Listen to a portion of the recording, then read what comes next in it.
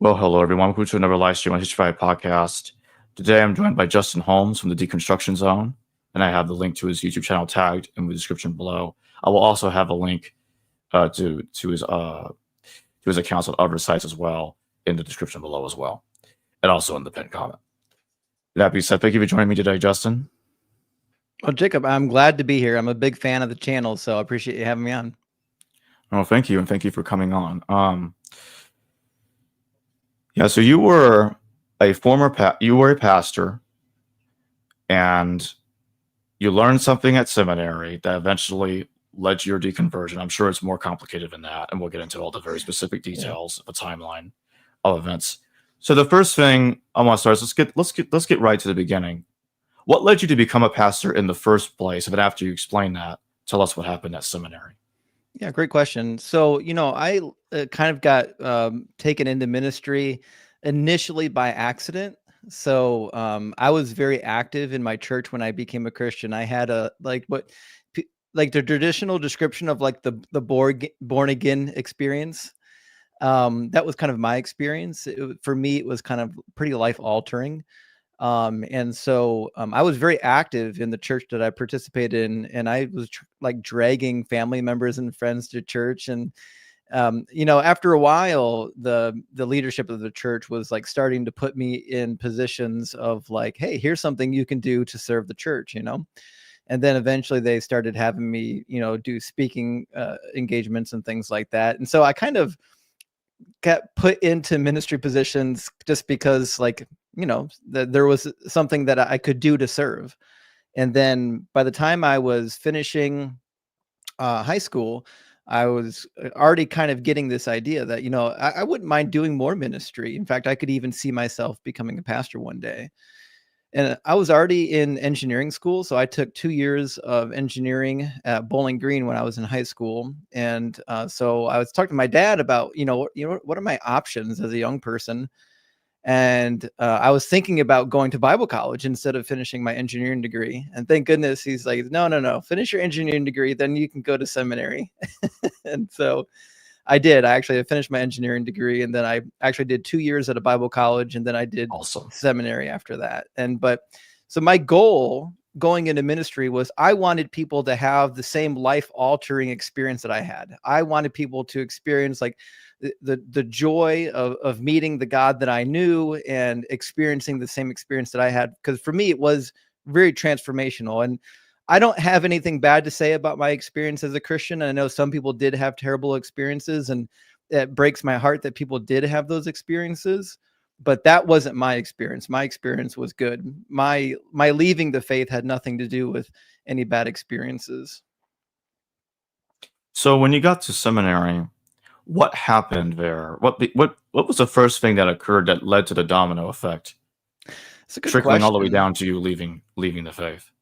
Yeah. So, I think there were like 5 key pillars that through my studies kind of became the downfall of what I believed. And I think the first of those pillars were starting with the idea of biblical inerrancy. And I think a lot of Protestants, this is a problem if you're a part of the Protestant faith, because you do have sola scriptura. And so if that's the case, then you need the Bible to be inerrant. And it just happened to be that it really wasn't. So, I was engaging in apologetics like a lot of young Christians are today. I was on the internet before social media, in chat forums and chat rooms, engaging in apologetics and trying to convince people of my view. And I was lucky enough to be able to engage with people that were much more experienced and smarter than myself. And so, they were able to challenge me on a lot of my assumptions about biblical inerrancy. And I think the first time that I started to realize that this is a topic that needs really examined, I was probably 22.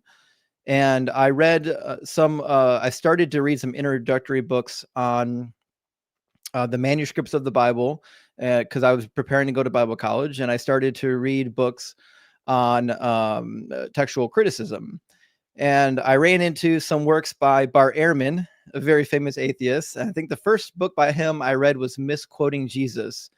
And he brought up the fact that Mark 2:26 has this really interesting problem where it attributes Abiathar as the high priest during the time that David took to showbread. But as it turns out, that wasn't the case. The high priest at the time would have been Ahimelech, and Abiathar was not a high priest until Ahimelech's entire family was murdered, and then Abiathar had to escape. And then once he escaped and King Saul died and King David took over, then he became the high priest for King David. So he was never actually the high priest at the time of the showbread incident. And this is why, of course, when you go to Matthew chapter 12, Matthew actually corrects it. When you read the narrative of Jesus talking about David taking the showbread in the book of Matthew, Abiathar's name is just scrubbed from the text because Matthew, writing later than Mark, recognized the problem and said, well, we'll fix it, right? And so this was the first thing that kind of got me thinking, you know what, there's a lot of supposed contradictions in the Bible. Maybe I should go through them and see if I can, like, you know, take care of them. So as a believer, I was engaging in online dialogue and apologetics on the biblical contradictions because I was thinking about, you know, whether or not you can have an inerrant text and contradictions. And I went through those. You've probably seen them, the lists online of, like, you know, 200 Bible contradictions, right? It turns out most of them, they're not really contradictions. There's really only probably 60 or 75 like true actual contradictions in the Bible. But I went through all of them. And at the end of that journey, I realized that there are definitely some contradictions in the Bible that can't be resolved. And I just had to accept that that was the state of affairs. And I kind of, are you familiar with any conservative positions, or I'm sorry, some liberal positions on inerrancy? Like, for example, if you go to MacArthur, he'll say that the original manuscripts are inerrant, but not what we have today. And that was kind of where I ended up at the end of that initial stage was, okay, the Bible can't be inerrant, but surely the original manuscripts would have been, right? And that, you know, but that was stage one. That was when the door was finally opened and I could say, okay, let's actually look at the text critically and just ask ourselves, is everything in this text true? Because if I find things that are untrue, then we've got bigger problems. Like if it's not true that, you know, the earth is 6,000 years old, well, we got a problem. If it's not true that actually rabbits and rock badgers chew cud according to Leviticus, we've got a problem. If it's not true that there was a global flood, we've got a problem. And so I would say, like, one of the next pillars in this journey was, what do we do with these scientific errors? Because we certainly do have scientific errors, and we've got like weird stuff too, like the sun standing still. Like, do you expect me to believe that the sun literally stood still, the earth stopped spinning, but the ocean water didn't encompass all the land and wipe everything out? That doesn't make any sense to me. And then we've got other things too. You know, are you familiar with biblical anachronisms? Yes. Yeah, I went on a rabbit trail for a while there with the biblical anachronisms. For example, in the book of Genesis, a popular one is Abraham chases the armies. It says as far north as the tribe of Dan, but the land of Dan didn't exist yet. Hundreds of years that's weird. had to pass. And people would say, well, it was written later by Moses. But when Moses was alive, there was no allotment of Dan in the north. Dan was in the south by Philistines. They migrated north later. Yeah, you would have to say that Moses was changing history then. That's why I interjected throw that in there. It's like, is he messing with the past now? But keep going. Yeah. As it turns out, the Bible is actually pretty full of anachronisms. There's a ton of them, and some of them are pretty like common, but like we're so used to reading the text that sometimes we don't notice them. So, for example, you know, there's 4 rivers in the creation account in Genesis, but there's no rain. But if you actually go to where those 4 rivers are fed by rainfall. So, like, how would we expect that there's rivers before rainfall when these rivers are dependent on rainfall? It doesn't make any sense. And then also we have iron smelting before iron smelting was a thing. We've got only like 2 generations or 3 generations from Adam before there's iron smelting. So there's so many anachronisms in the text. At some point, you're kind of have to, like, I don't know, something is afoot. Something's not squaring up here. And I thought I had a thought because I'm still thinking, well, maybe the original manuscripts are correct, right? Maybe we didn't preserve some of the right manuscripts. So I started, by the time I got to this point, I was learning Hebrew. I'm in Bible college. I'm not learning Greek yet. And I'm starting to actually look at the manuscript, and I'm reading textual criticism, and I'm studying with the scholars. And I'm asking myself, well, we don't really have these original manuscripts, do we? So it seems like a fallacious claim to then go back and say, well, the original manuscripts must be inerrant, but we don't have It's the awfully original convenient. manuscripts. Yeah, exactly. Right. Yeah. We don't have them. And if we had them, it certainly, we wouldn't know they were original. We have no way of knowing what the original is. So if we discovered the original manuscripts tomorrow, we wouldn't know they were original. We could probably date them. We could say that came from this time period, but we have no idea what the original actually is. And so this is really starting to put a burden on this whole biblical inerrancy thing for me. And just as an aside, let me show you something real quick. Yeah. So this is Biblia Hebraica Stuttgartensia. This is a critical edition of the Hebrew text. And what you'll find at the bottom of every page, you've got a critical apparatus. And this critical apparatus is demonstrating the host of textual variants for the text here on the page. And so when I started studying the textual criticism and reading the manuscripts and coming to the realization that every Bible we have is somebody cobbling manuscripts together and collating manuscripts to provide what they think is the most likely reading, we really can't come to a position where we could ever really say that we have some sort of preserved text, because all the texts that we have, some of them have pretty major disagreements with each other. Even like some of the famous ones, like we've got Deuteronomy 32:8, where it talks about the nations being divided among the children of God, or at some point it got interpreted to angels, or at other points it said the sons of Israel. The Masoretic text says according to the number of the sons of Israel.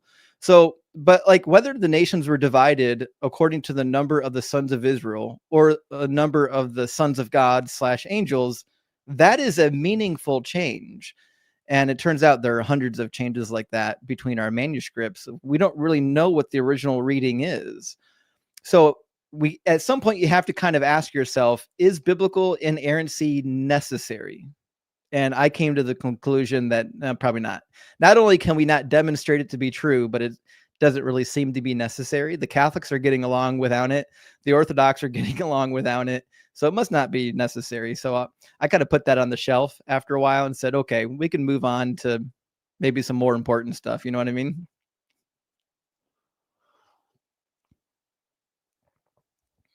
So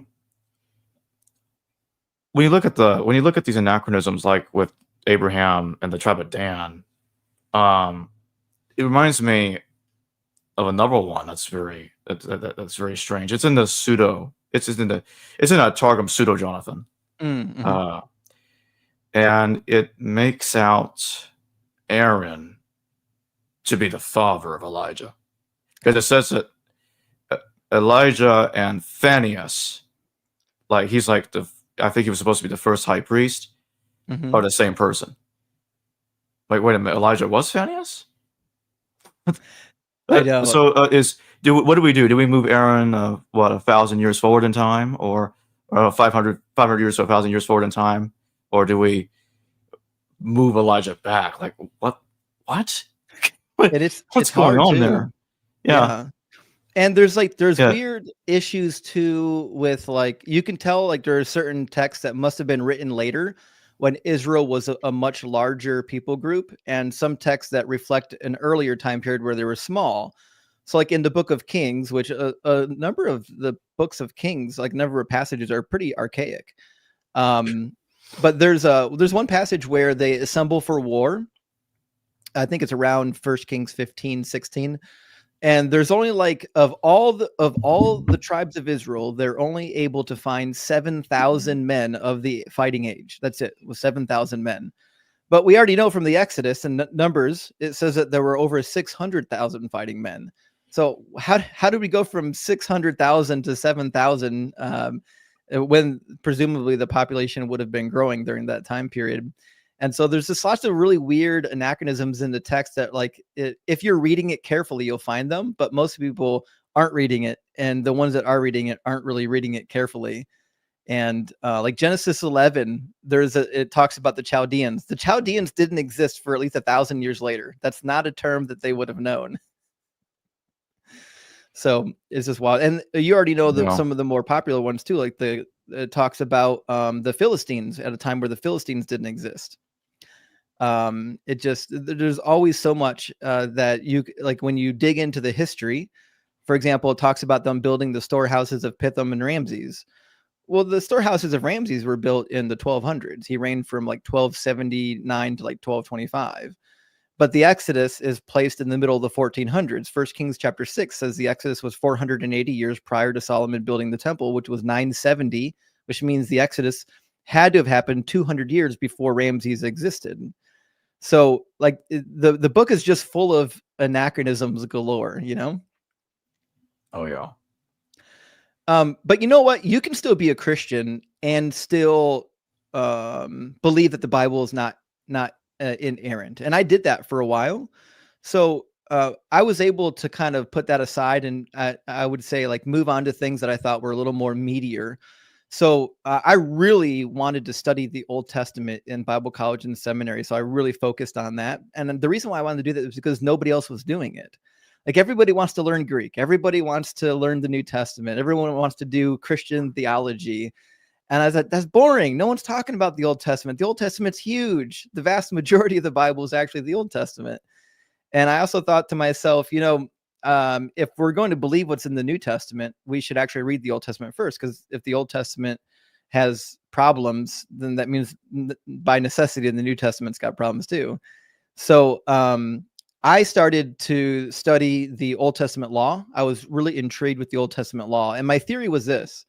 My theory, because I was told as a Christian that the laws of Moses were like progressive, like they might seem barbaric to us today, but for the time period, they were progressive. And like they're doing things that other people weren't doing. They were actually liberating women. They were actually liberating, slavery and things like that. And so I found this to be an interesting concept. So I started really studying the laws of the Bible and also the laws of the ancient Near East. I studied the Hammurabi laws, the laws of Eshnunna, the laws of Lapitishtar. I even studied the Gortine laws and the Middle Assyrian laws. And I compared them with the law of Moses. And what I discovered was not only is the law of Moses like super barbaric, but in a lot of instances, it wasn't better than the ancient Near East. The debt slaves, according to Hammurabi Law 117, are freed after the third year. In the laws of Eshnunna, there are, and other law codes of the ancient Near East, there were provisions. If you divorced your wife, you were required to give her some sort of sustenance and payment and part of your estate, especially if she had children by you. If you had a wife that provided you children, you're required to take care of her after you divorced her and you sent her away. We don't find any of these provisions in the law of Moses. The only provision in the law of Moses is Deuteronomy 24, and it says nothing about what to do with the woman and how to take care of her after you divorce her. It's all about, hey, if you divorce this woman and she goes and marries somebody else, you can't take her back. You can't defile yourself by taking a defiled woman back. It's nothing to do. There's not a single provision in the Old Testament that would tell you that you needed to care for your divorced wife. You can just literally cast her aside. And not only does it suggest that, but it tells you that. Abraham did that to Hagar.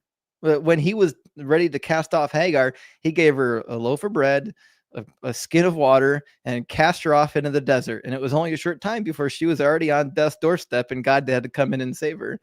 So this was, this is how they practiced at the time period. And these laws made it into the law of Moses. That's why we've got slavery codified in Leviticus 25, verses 44 through 46, where it says, they will be your achuzah, they will be your property, le'olam, forever. These people will be your property forever. You just can't do it to your fellow Hebrews. Obviously, as long as they're men. You could do it if they're females, because according to Exodus 21:7, the women debt servants didn't get to go free. You can sell your daughter as a debt slave, and she's just a slave for life. So I found that the moral prescriptions of the law of Moses were unnecessarily barbaric. They weren't progressive. I felt that I was lied to by the Christian apologists and by like church authorities who addressed these particular issues. And it turned out that, a lot of times when you read apologetics, like when you read apologetics on slavery and the treatment of women and different things like that of the Old Testament, it turns out that like they're just lying to you. They're just telling you lies, because you could read the book and you can find out for yourself. And then most of your popular commentaries will skip the most difficult passages. So like you very rarely find a commentary that mentions Deuteronomy 22:28 or Deuteronomy 22 verses 31 through 21. And Deuteronomy 22 verses 13 through 21, if you lay with your wife on your wedding night and she does not bleed on the marital sheet and give that as evidence of her virginity, then you can take her before the elders of the town and have her stoned on her father's doorstep. They didn't know at the time that this was written that really only about half of women bled their first time, which means a good portion of these poor women who didn't bleed on their wedding night and then got taken before the court would have actually just been innocent. The God of the Bible didn't know how female biology worked. Now they figured it out hundreds of years later. The Greeks wrote about it. The Hebrews actually wrote about it. The Talmudic authors mentioned some of these problems about premature hymen rupture and what they call diverting, being able to go into a woman, but not so far that you rupture the hymen. And so they did find workarounds for some of these problems eventually once they realized that they were problems. But the fact of the matter was, at the time that the text was written, this was just a widely accepted practice, and it found its way into the Bible. And then they placed it on the lips of God. And the problem with, of course, these laws is that God says in the Old Testament to follow the laws forever. It says all the days that you live on the earth. Every day that you live on the earth is a day that you should follow this law. And and Jesus backs it up in Matthew chapter 7. He says, whoever teaches others to do the law and does the law will be great in the kingdom of heaven. And whoever teaches others to not do the law will be called least in the kingdom of heaven. So Jesus seems to be in agreement with the law of Moses. And so this was a difficult pill for me to swallow. I think this was more difficult than the inerrancy, was swallowing this pill of like, oh yeah, God thinks women were created to serve men. God thinks it's okay to stone women for not being virgins. God thinks it's okay to own slaves forever. At some point, you kind of need to ask yourself, like, is this really the word of God? Or is this like mankind pretending God told them something? And then we've got ridiculous passages like Elisha cursing the youths that called him bald, and a bear coming out and mauling them. And then the punishment for David, of course, sleeping with Bathsheba and knocking her up out of wedlock, is that the child of David is going to die in the place of David. And then 10 of his concubines are going to be literally raped by his son Absalom. And God caused it to happen. He says, I will raise up trouble within your own house, and I will take your wives before your very eyes. So these poor unconsenting women got brutally raped for punishment for David's sin. So at some point, I had to come to the drawing board and say, did God really write these things, or are people putting this on God's mouth? And this for me was a bit problematic, but at this point, I was still hanging on to the scraps of, well, yeah, but Jesus is the Messiah. So we can at least just say, well, at least Jesus is the Messiah. Maybe the Old Testament's got problems, but Jesus has still fulfilled all these prophecies and he's still resurrected from the dead. And maybe we could just not worry about the Old Testament all that much.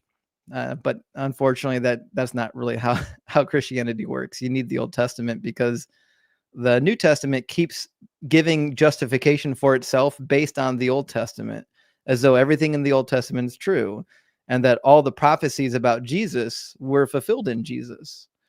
And I think this, for me, was, I want to say, the last straw that studying the messianic prophecies.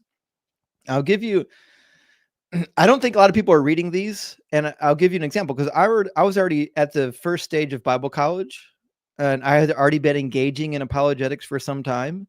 And I had a friend who already completed Bible college say, Justin, I'm not sure he actually fulfilled those prophecies. And it was the first time, I was like 24 years old, 23 years old. It was the first time my brain thought, oh yeah, maybe I should actually go back and read those prophecies really with a fine-tooth comb and see what they say, And I don't think anyone's reading them, because I did that. I spent the next couple of weeks reading the prophecies intently, studying the commentaries, looking at what everyone said about it, and what the Jewish people said about it, what the Christian people said about it. And it turned out he didn't really fulfill any of these prophecies. They're like random, out of context quotations from the Old Testament, like Hosea 11:1 said, when Israel was a child, I loved him, and out of Egypt I'd called my son. That is not a prophecy. That's a quotation from Exodus chapter 4, verse 22, where God says Israel is his firstborn son, and he's taking them out of Egypt. So when I get to Matthew chapter 2, and Matthew says that they went into Egypt and remained there until the death of Herod to fulfill what was spoken through the Lord, or through the prophet by the Lord. I said, no, Matthew, now you're making stuff up. Now you're just telling me lies, and I'm not going to buy it. I'm not doing that. And you might think, well, listen, Matthew got creative on that one. But nope. Matthew and John, when you read their text, they do the same thing with every prophecy. Every prophecy that Jesus supposedly fulfilled, it turns out, is just a random, out of context quotation from the Old Testament. Like Psalm 22. Psalm 22 is not a prophecy. Everything in Psalm 22 is a first person lament from King David about his own personal struggles. All that stuff is about King David. And it turns out that if that's the best you have, is that there's some words on a page that sound vaguely familiar to something on another page. That's not what a prophecy is. Prophecy is clear. Deuteronomy 18 says a prophecy is something that it's a prophecy. It comes from a prophet, and you can test it. And if you test that prophecy and it doesn't come true, you get to execute the prophet. He's gone. He's done. His day's over. So a prophecy can't just be random words on a page that look similar to random words on another page. It has to be a clear prediction about something happening, and then you can look and see, did it actually happen? So what I did after that is I scoured for the Old Testament, because I thought, well, you know what? The Old Testament does have messianic prophecies. We know they're there. So I studied the actual messianic prophecies, like Isaiah chapter 2, Isaiah chapter 11, Jeremiah 23, Jeremiah 33, Micah chapter 4, Micah chapter 5, Zechariah chapter 8, Zechariah chapter 9. And I said, what are these prophets saying about the messianic age? Ezekiel, for sure, is very detailed. He spends a third of the book detailing the messianic age.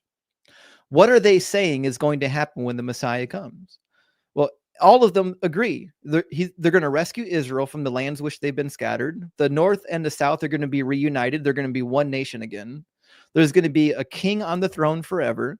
There's going to be Levitical priests offering sacrifices, burnt offerings, grain offerings before the Lord in the temple. That is literally quoted word for word in Jeremiah 33, and also Levitical priests forever, according to Isaiah 66.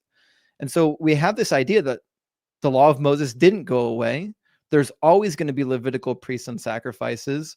Worship will continue to be with the Jews, centered in Zion around the temple.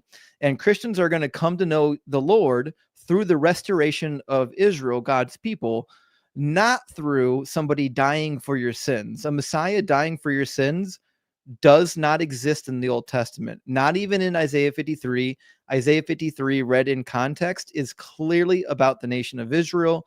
The author of 2nd Isaiah tells you on 9 different occasions whose the servant is. The servant is Israel. So once I got through the messianic prophecies, that was when I was like, well, this thing's not true. Oops. I gave my life to something that was not true. And one of the things is like, we could talk about the Matthew and Luke contradicting each other about the infancy narrative, two Right. different genealogies. Yeah. And I suspect the main reason why there's 2 different genealogies in Matthew and Luke is because you read Jeremiah 22, and Jeconiah's descendants are cursed forever. Forever and ever and ever. So you may descend from David, but because you unfortunately descended from this guy too, you're screwed. You can't ever rule. You can't ever rule Israel. So in Matthew, Jesus descends from David through Jeconiah, but in Luke, he doesn't.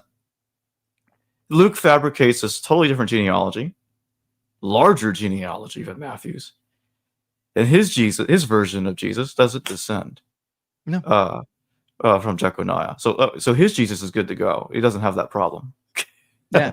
Well, and you know what else too? In Matthew and Luke, they get two different descendants of King David. Even in the book of Luke, I believe he's descendant from Nathan, which Yes. is not Solomon. And if you read the book of Chronicles and Kings, remember God promised that he would extend the kingship through the line of Solomon forever. Nathan was never included there.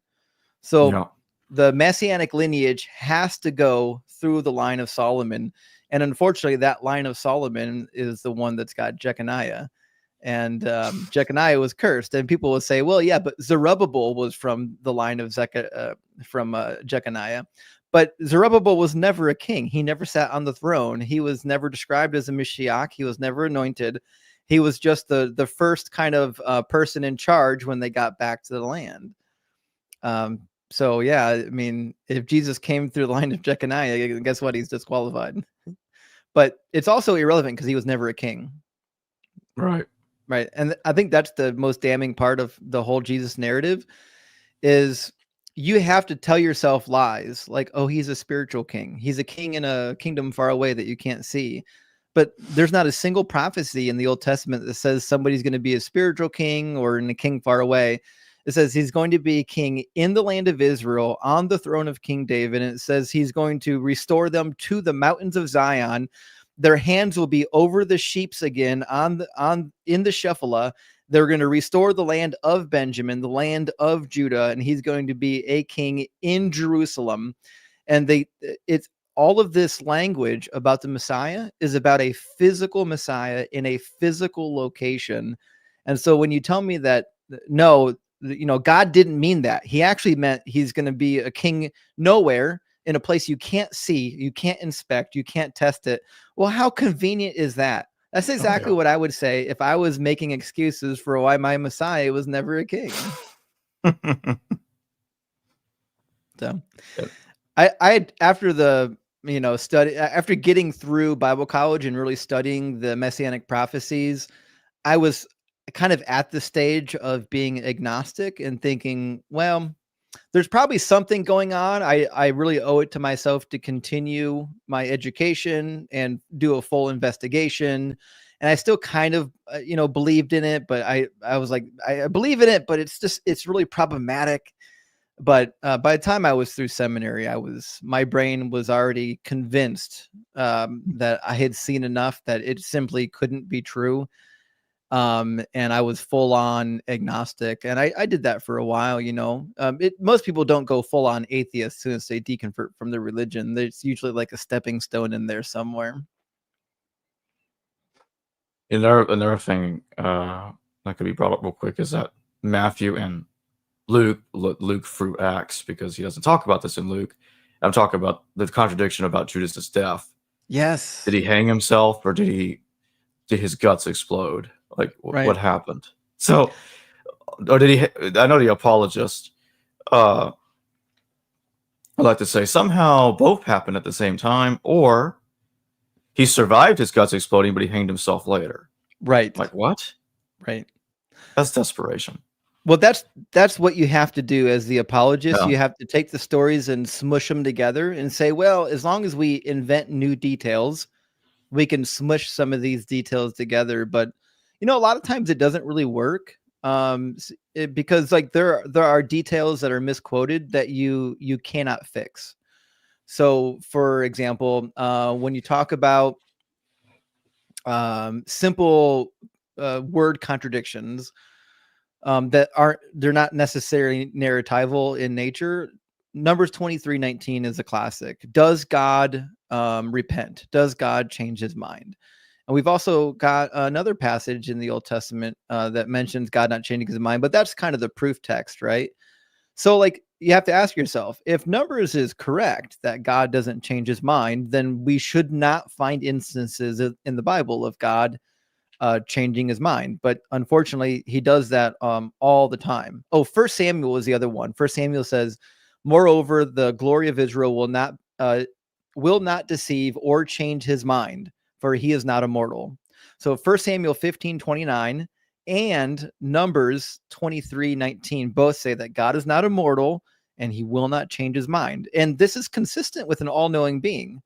All-knowing beings lack the ability to change their mind because they already know what they're going to do. You can't change your mind. Changing your mind means that you're planning to do one thing and then you change it to do another, or you believe one thing, but then you change it to believe another. But if you're all-knowing, you just simply can't do that. You just already know all things.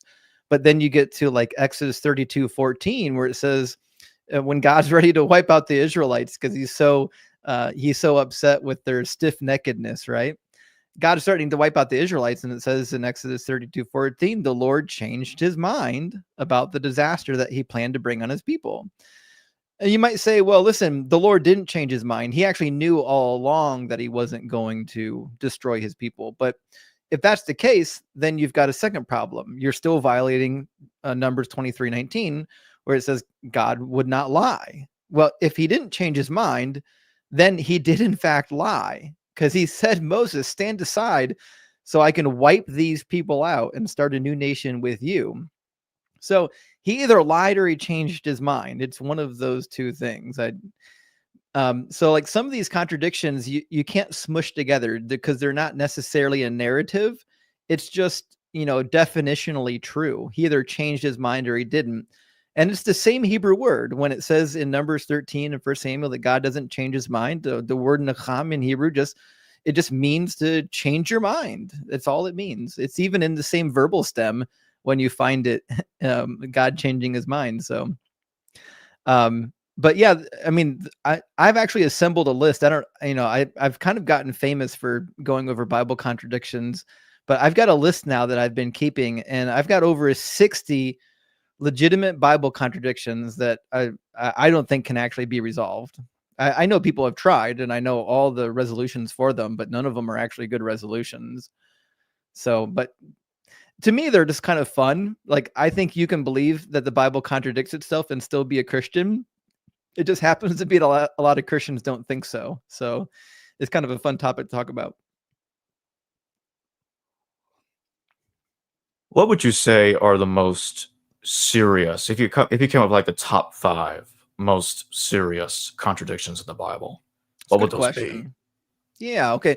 So I think maybe the biggest contradiction of the Bible is the position of the law of Moses and the sacrificial system in the messianic age. Because according to the book of Ezekiel, according to the book of Isaiah, according to the book of Jeremiah, the sacrifices and offerings are going to go on forever, especially during the messianic age. And if you read the book of Deuteronomy, God says that this law is forever. He said, in fact, on 2 different occasions, Deuteronomy chapter 4 and Deuteronomy chapter 12, he says, do not add anything to this law or take anything away from it. And he says that by doing what is written in this law code, you'll be doing what is good and right in the sight of the Lord your God. And then he says to do it forever. You do it forever. So, and then at the end, remember, Moses even tells them to write it down on stone and recite it every 7 years. And every king will make their own copy of the law, and they'll have to read the law. And you practice this forever. So when we get to the New Testament, and Paul in the book of Galatians is saying that the law was temporary, it says it's a schoolmaster until Jesus came, which is a contradiction of what Jesus himself said. Jesus himself said in Matthew chapter 5, verse 17 through 19, which we already covered, that he didn't come to abolish the law. He came to fulfill the law. He said, not a jot or a tittle will pass away from the law until heaven and earth pass away. And whoever teaches the law and does the law will be great in the kingdom of heaven. And whoever teaches others to not do the law will be least in the kingdom of heaven. So when Paul comes along and says, you don't need to follow the law was temporary, Paul is a heretic. That is not a man who knows the words of Jesus. And that is not a man who knows the words of the Old Testament. And so to me, that's one of the wildest contradictions, because even in Ezekiel, during the Messianic age, when the new temple is built and there's offerings and sacrifices again, the prince, the Messiah prince, is participating with the nation of Israel to give the burnt offerings, to give the sacrifices, which is obviously what a king would do. He's participating with the ritual sacrifices like anybody else would. So you can't tell me that when the Messiah comes, the offerings and sacrifices are going to go away. And I've heard some apologists say, well, when Jesus comes back, that will all happen. It's temporarily done now because we're in the era of grace or whatever. They'll say, but when Jesus comes back, they'll do offerings and sacrifices again. But if that's the case, then Jesus' sacrifice was for nothing. He's supposed to be the final sacrifice. The Hebrews chapter 7 says that he is of the order of Melchizedek, which is greater and needed to replace the order of the Levites. But according to Jeremiah 33 and Isaiah chapter 56, Jeremiah 33, if you go to verse 14, read the 2 paragraphs there, and you go to Isaiah 66, verse 21, it clearly states, even in the new heaven and the new earth, there will be Levites, actual Levitical priests giving offerings and sacrifices, which means Jesus didn't need to die for your sins, and he certainly isn't the final sacrifice. So I think that's probably the biggest contradiction, the most egregious contradiction. But there's also some other really good ones. And there's some that I would say are like, I'm going to call them like really glaring contradictions that, like, I don't know if they really affect your theology all that much. But when you first read them, you're like, oh, well, that's simply not true. And anyone reading the book knows that it's not true. So, for example, we've got a text in 1 Kings chapter 15. In 1 Kings chapter 15, it says something really interesting about David.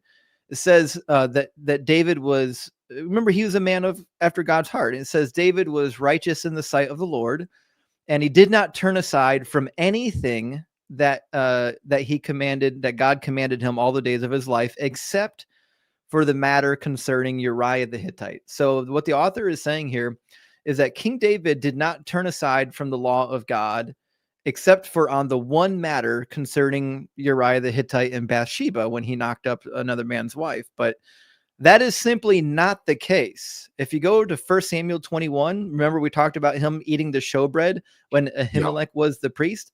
He lied to Ahimelech about what he was doing there. That is a bold-faced lie.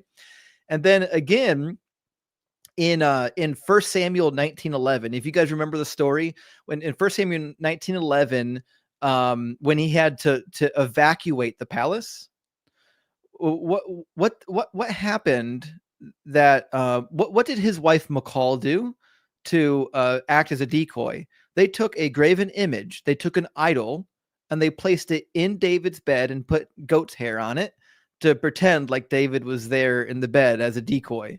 What is he doing with a graven image in his house? That's literally part of the 10 commandments. He broke at least the first commandment by having a graven image in his house. It's ridiculous. And then let's see. Also in 2 Samuel, I think chapter 3, remember when he's king and he wants his wife back. We're talking about Michal again. Because Michal, remember, Saul took Michal away after she married David. And then Saul gave Michal to another man and she married him. And then in 2 Samuel chapter 3, when David's in power, he's like, listen, I want my wife back. So he gets his wife Michal back. And that is a direct violation of Deuteronomy 24, where if your wife goes off and marries somebody else, you can't take her back because now she's defiled. So that's another one. And then there's another really good one. If you go to 2 Samuel 24, remember in 2 Samuel 24, there's the contradiction of, did Yahweh or did Satan provoke David to take a census? Which one of them? Right. Yeah. Now, there's 3 contradictions in this chapter if you compare it to Chronicles. First, it's either Yahweh or Satan is the first contradiction. The second contradiction is whether or not David committed a sin, because if David committed a sin here, then again, that's contradicting 1 Kings 15, where it says he never sinned except for the matter of Uriah the Hittite. So, but in David's sin in numbering the people of Israel, he himself admits that he's guilty of the sin, and then God punishes him for the sin. Verse 10 says, but afterward, David was stricken to the heart because he had numbered the people. And David said to the Lord, I have sinned greatly in what I have done. But now, O Lord, I pray, take away the guilt of your servant. So David again sinned, which is a contradiction of 1 Kings 15. But there's another really good contradiction here. I didn't think I would bring up, but since we're already here, the punishment that was given to the Israelites was a choice of 3 punishments. Remember, the prophet Gad came to David and said, "The Lord has sent me. You have to pick one of 3 punishments." And the as it turns out, when you compare that story to the story in Chronicles, the 3 punishments are almost identical, but not actually identical. And it's the first punishment that's different. So I'll read it for you real quick. It says, Gad came to David and told him, and he asked him, "Shall 7 years of famine come to you on your land, or will you flee 3 months before your foes while they pursue you, or shall there be 3 days pestilence in your land?" So when you compare that to the parallel in Second Chronicles, it says 3 years of famine, not 7, which is really interesting. So that is just a straight up contradiction. And now I know people watching this are already shouting, "Yeah, but there was already a famine 4 years ago because of the situation with the Gibeonites." And you would be right, but you would also be mistaken to think that this was in addition to those 4 years. Now making it 7, because if you read the story carefully, what happens is after 3 years of famine, David finally gets an answer from God about what the problem was. It's because Saul executed a bunch of the Gibeonites who the Israelites were supposed to protect, and there was blood guilt on the house of Saul. So David gives 7 of Saul's family members over, and then they execute 7 innocent family members of King Saul in front of the Gibeonites before the Lord. And God says, finally, my bloodlust has been satisfied, and I'll take the famine from the land. And then the narrative ends and says, and then after all these things were done, God heard the supplication of the people for the land, and then it rained. So the story, at least a year prior to where we're at now, the famine had already ended. It's gone. It's over. It's been resolved. So the apologetic nonsense of, well, it says 7 instead of 3 because there was already a famine is not a good apologetic if you actually just read the text. But people aren't reading the text. They're reading apologeticpress.org or whatever, and they're not actually reading what the Bible says. So that's another really good one. One of my favorites, and it doesn't get talked about enough, is what happened to Jesus directly after his baptism. Because according to the Gospel of Mark and the other Gospels, the day after his baptism, he went right into the wilderness for 40 days. And then he came back and he called his disciples. But if you read the Gospel of John, it says the very next day after his baptism, he went and he called his disciples. He doesn't go into the wilderness. And the chronology of John contradicts the other Gospels in like a dozen other places. For example, it says in the beginning of John, I think like chapter 2, he cleanses the temple, when he gets the whip and he clears the temple and that. But that is not way until like Mark like 23, 24 territory, or Matthew 23 or 24 territory, way at the end of his ministry, like 3 years later. So then the apologist has to come behind and say, well, he did it twice. Yeah. Jesus went into the temple twice with a whip and turned over the tables and chased them. When he changes out, you think he did that twice? You think he called all of his disciples twice? Or is it more likely that the chronology is just completely off? That somebody got the chronology wrong? At some point, like rationality needs to come to your brain and say somebody just got the order of events wrong. He didn't do all these things twice. That's ridiculous. And you would have go ahead. No, I was just going to say real quick that you would have to say the same thing about the Sermon on the Mount and the Sermon on the Plain, because Matthew's got the Sermon on the Mount, Luke's got the Sermon on the Plain. So where was it? What was the sermon at? Right, exactly. Well, he gave the same sermon twice in 2 different places, Okay. There's a bunch of crazy stuff like that too. And then like, so for example, we'll do like another contradiction. There's some funny ones that are just like, it's hard to know what to do with them when you read them, because you're like, it's hard to know if it's meaningful, but it is a real contradiction. For example, in Micah 7:18 and Jeremiah 17, it makes a bold statement about God, right? So if we read in Micah 7:18, it says, "Who is God like you, pardoning iniquity and passing over the transgression of the remnant of his possession? He does not retain his anger forever because he delights in showing steadfast love." Okay, fair enough. God doesn't retain his anger forever. Gotcha. Okay. Jeremiah 17:4. By your own act, you shall lose the heritage that I gave you, and I will make you serve your enemies in the land that you do not know. For my anger is a fire kindled that shall burn forever. Wait, what? Did you just say your anger doesn't last forever? Which is it? Does your anger last forever or not? It seems like you can't make up your mind. And so there's a better one, though. I actually just added this one to my list kind of recently. And it's an interesting one. It really is an interesting one. So, for example, if I asked you a question, does God delight in the destruction of the wicked? Is that something he delights in? You might take me to Ezekiel 33, where it says, "Say to them, as I live, says the Lord God, I have no pleasure in the death of the wicked." I have no pleasure in this, right? So that sounds like a loving father. That's something you might expect. Like, hey, this hurts me more than it hurts you, right?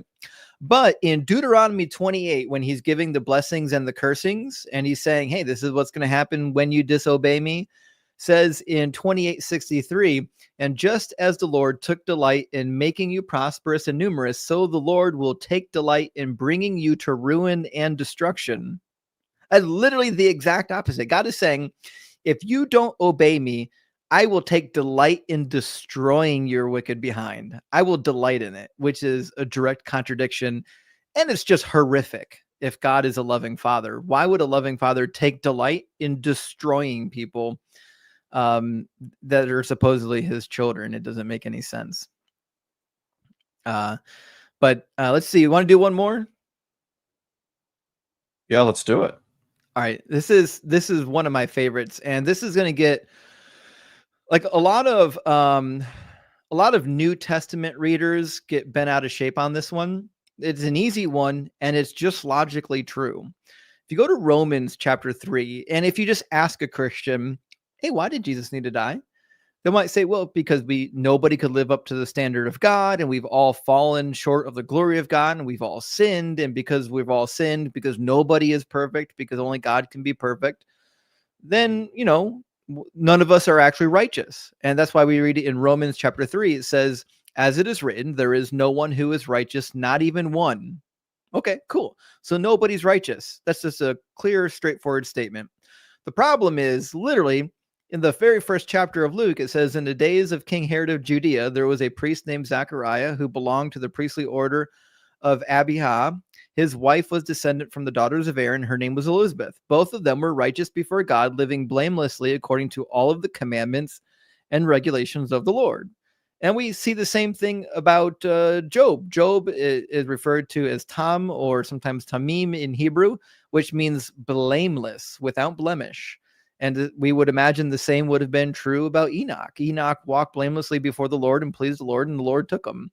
So certainly there were some people that were righteous. It wasn't true that no one was righteous. That's simply not true. But we find these contradictions where people in the New Testament will say things that are just flatly false. Jesus said that no man has ascended into heaven except for the one who descended from heaven, the Son of Man. Well, that's not true, because both Elijah and Enoch ascended directly into heaven. They were taken up into heavens. So that certainly can't be true. And, there's just so many times where the New Testament says things that are flatly contradicted in the Old Testament that eventually you're just like, I don't think they've read the Old Testament. I don't think not only are they not reading it, it's clearly not from God.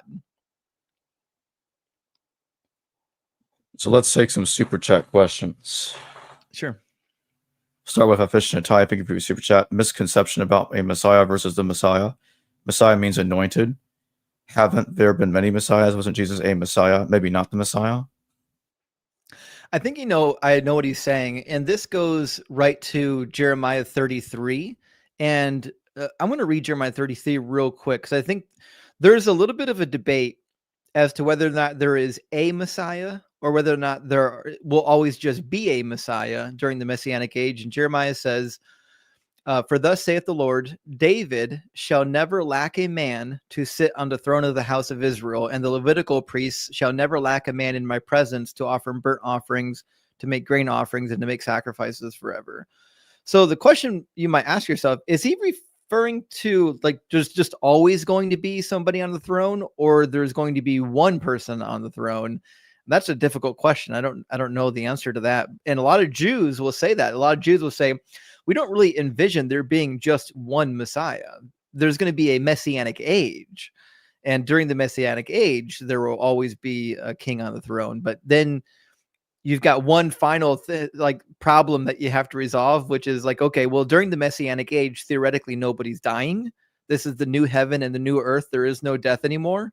So whoever is on the throne, then theoretically would be on that throne forever, because, they're not going to die.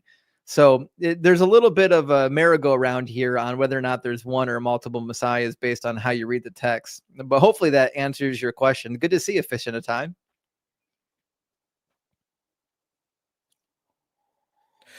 Marduk 1, Piggy Poo Super Chat. You guys are awesome. Thank you. Good to see you, Marduk. I suspect that a lot of our audiences cross over, Jacob. I see that. Marduk 1, thank you for your super chat. Super sticker. DC, thank you for your super chat. Tanakh only, great work, fellows. Thank you for the super chat. So, what happened? Can you tell us now what happened after you deconverted? After it became clear you were no longer a Christian, that ship has sailed. What was the first little while of that like? What was your interaction with friends or family? Was there anyone really mad at you for leaving the faith? Do you have any stories about that? Yeah, that's actually a really good question, because, for me, I felt like I was doing it alone. And I felt like a lot of people in the church weren't asking good questions, and they were willing to settle for bad answers. And I felt like I kind of deconstructed by myself. And for me, it was very lonely. And there was a moment where I came to the realization that I just didn't believe in any God at all. It stopped being compatible with what reality was presenting. And for me, it was very depressing. In fact, I remember there was, at the beginning of it, like I was kind of a wreck, this idea that, there's this God up in heaven and he loves you and he cares for you, and you're going to die one day and see your loved ones again. When that goes away and you realize like, oh, no, this is all there is. This is very temporary. And in another couple decades, you might be completely gone, and you're not going to exist anymore. And if you didn't make good decisions down here, it's too late. You only get one go around. This was actually really depressing for me. It was very difficult for me to work through. And I remember sitting at work for a number of weeks, because I'm an engineer by trade, and I work with a lot of people who aren't necessarily believers. And I mean, certainly there are still engineers that are believers, but in the sciences, there's less of them. And I remember thinking to myself, like, I knew there was atheists that I worked with, and I was like, how are people not talking about this all the time? Because this is like the only thing I could think about. This idea that one day I'm just not going to exist was like literally consuming me, to the point where I was struggling to get work done. But like most things, you kind of go through stages of grief, and once you've taken time to grieve it and process it and work through it, and make new resolutions and goals for your life and whatnot, it becomes actually much more manageable. And now I don't really spend a whole lot of time worrying about it. The fact of the matter is I'm alive right now, and I'm not dead. So I'm going to enjoy every minute that I've got right now. I'm going to make the most of every last minute. And because I know that everybody around me, I know that this is their only go around. This is the only shot that they get. I want to make their life good. I want everybody around me to have their best life now, because this is all there is. So it was difficult for me. It did put a lot of strain on we'll say in a relationship at the time. It was difficult there. But really outside of that one relationship, I can't really say that it was that problem inducing. My family, I'm lucky to come from a very loving and understanding family, and they were never overly dogmatic. And so like my conversion experience out of the church wasn't very difficult at all in terms of dealing with my family. And so I'm really lucky there. But for a lot of people listening to this right now that you might have deconverted from your faith, some of you I know have been ostracized, and some of you have been even shunned, and some of you aren't welcome at your family homes anymore. You might not be welcome at a sibling's house, and I'm deeply sorry for that, guys. And just know that we are trying to build communities for those of us that have deconstructed and are still deconstructing. I've got a Discord community that is put together by a guy named Benny that we participate in. And, we have a lot of these conversations with people in the middle of their deconstruction because you don't know where to turn to. And I'll say one last thing. Community is really important when you're deconstructing. You're not alone. I know when you're deconstructing, you're thinking, I'm the dumb one here. I'm the only one here seeing these problems. Maybe I'm the problem. Maybe I'm not reading it right. Maybe everyone else has got it right and I'm just not smart enough to grasp it. Nope, it's not true. You're the one asking the difficult questions. You're the one actually looking at the text and trying to find reasonable answers that don't actually exist. You're not alone. There are a lot of people doing what you're doing. And the problem is it's just hard to connect with other people going through it because people don't vocalize it very much. But TikTok has been very helpful, and Discord has been very helpful for building community around deconstruction. And that's why it's so popular on TikTok, is because we can actually assemble there as a community and actually support each other. And that's what you need to do. You have to support each other because it is difficult, losing everything that you held dear to your life is not an easy thing just to throw away. I know that people think like, oh, well, you just wanted to go sin or you just wanted to be your own God. That's not true. Nobody leaves the faith for that reason. That's ridiculous.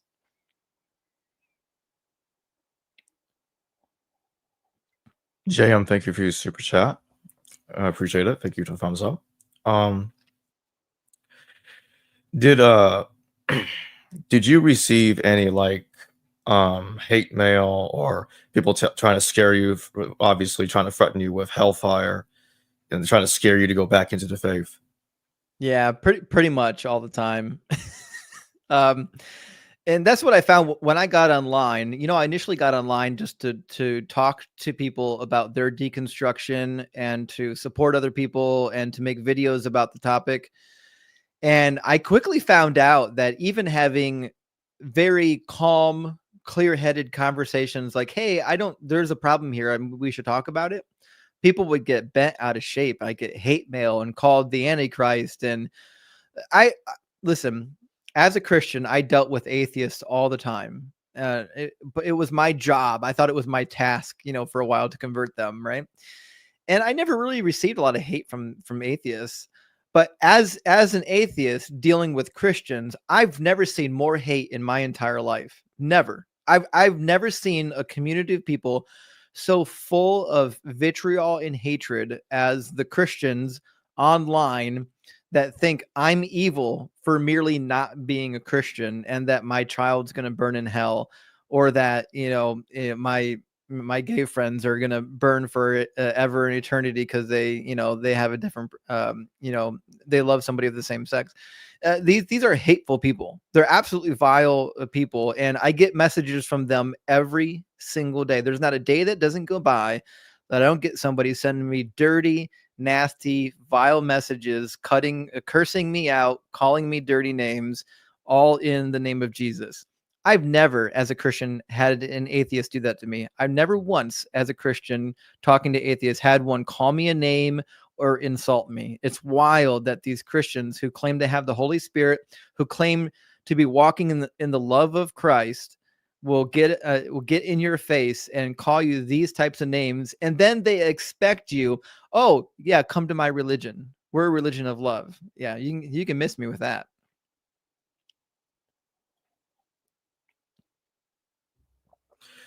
Official Ty, thank you for your super chat. I will pray for you to return to the faith. I get that a lot.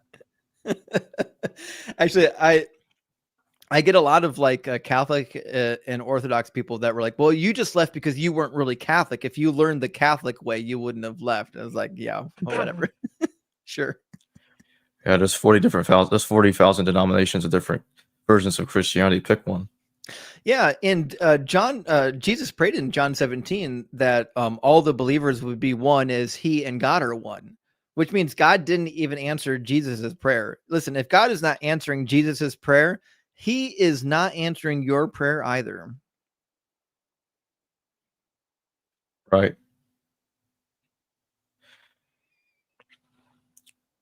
You know, I feel like we should now talk about the different resurrection stories. We should talk about that a little bit. I love the resurrection stories. Yeah. Yeah. Oh boy. There's so much fertile ground for contradictions in the resurrection narratives that I find it surprising that more Christians aren't talking about it, because I feel like when there are contradictions in the text, a lot of Christians like go overboard trying to get rid of them. But on this particular narrative, I think a lot of Christians just ignore it and hope that you don't find them. When you went through the resurrection narratives, what was your reaction to them first when you were like trying to understand like if Mark, Matthew, Luke, and John lined up with each other on the resurrection? Well, actually, I'll show you real quick my book. This was the first gospel parallel book that I got. This is the NRSV gospel parallel. I bought this way back in 2000. I don't know, maybe 2007 now. It was a requirement for one of my New Testament classes in Bible college. And here's what you're going to find, right? These are gospel parallels that don't include the Gospel of John. The Gospel of John you will not find here. It's just the synoptic gospels, and almost all of the gospel parallels are like this. So I initially read the resurrection accounts in this gospel parallels without the Gospel of John. And even without the Gospel of John, there were some funny things happening, like the fact that the women received the same message twice from the angels, that Jesus wasn't actually there, and that one happened inside and the other happened outside, and that the stones seemed to be rolled away when they got there in one narrative, but not in the other. But it gets worse. It gets worse because I was like, listen, I want to get a gospel harmony book that includes the Gospel of John and see where that takes you. So I've actually got one. I apologize, it's downstairs. I can't show it to you. But there is a gospel harmony book that includes the Gospel of John. It was published a while ago, probably in the 50s. And it makes it even worse because in the Gospel of John, it says Mary Magdalene went to the tomb alone by herself initially, and that she encountered Jesus. Of course, she thought it was the gardener at first, and she went to go get Peter and John and so on and so forth.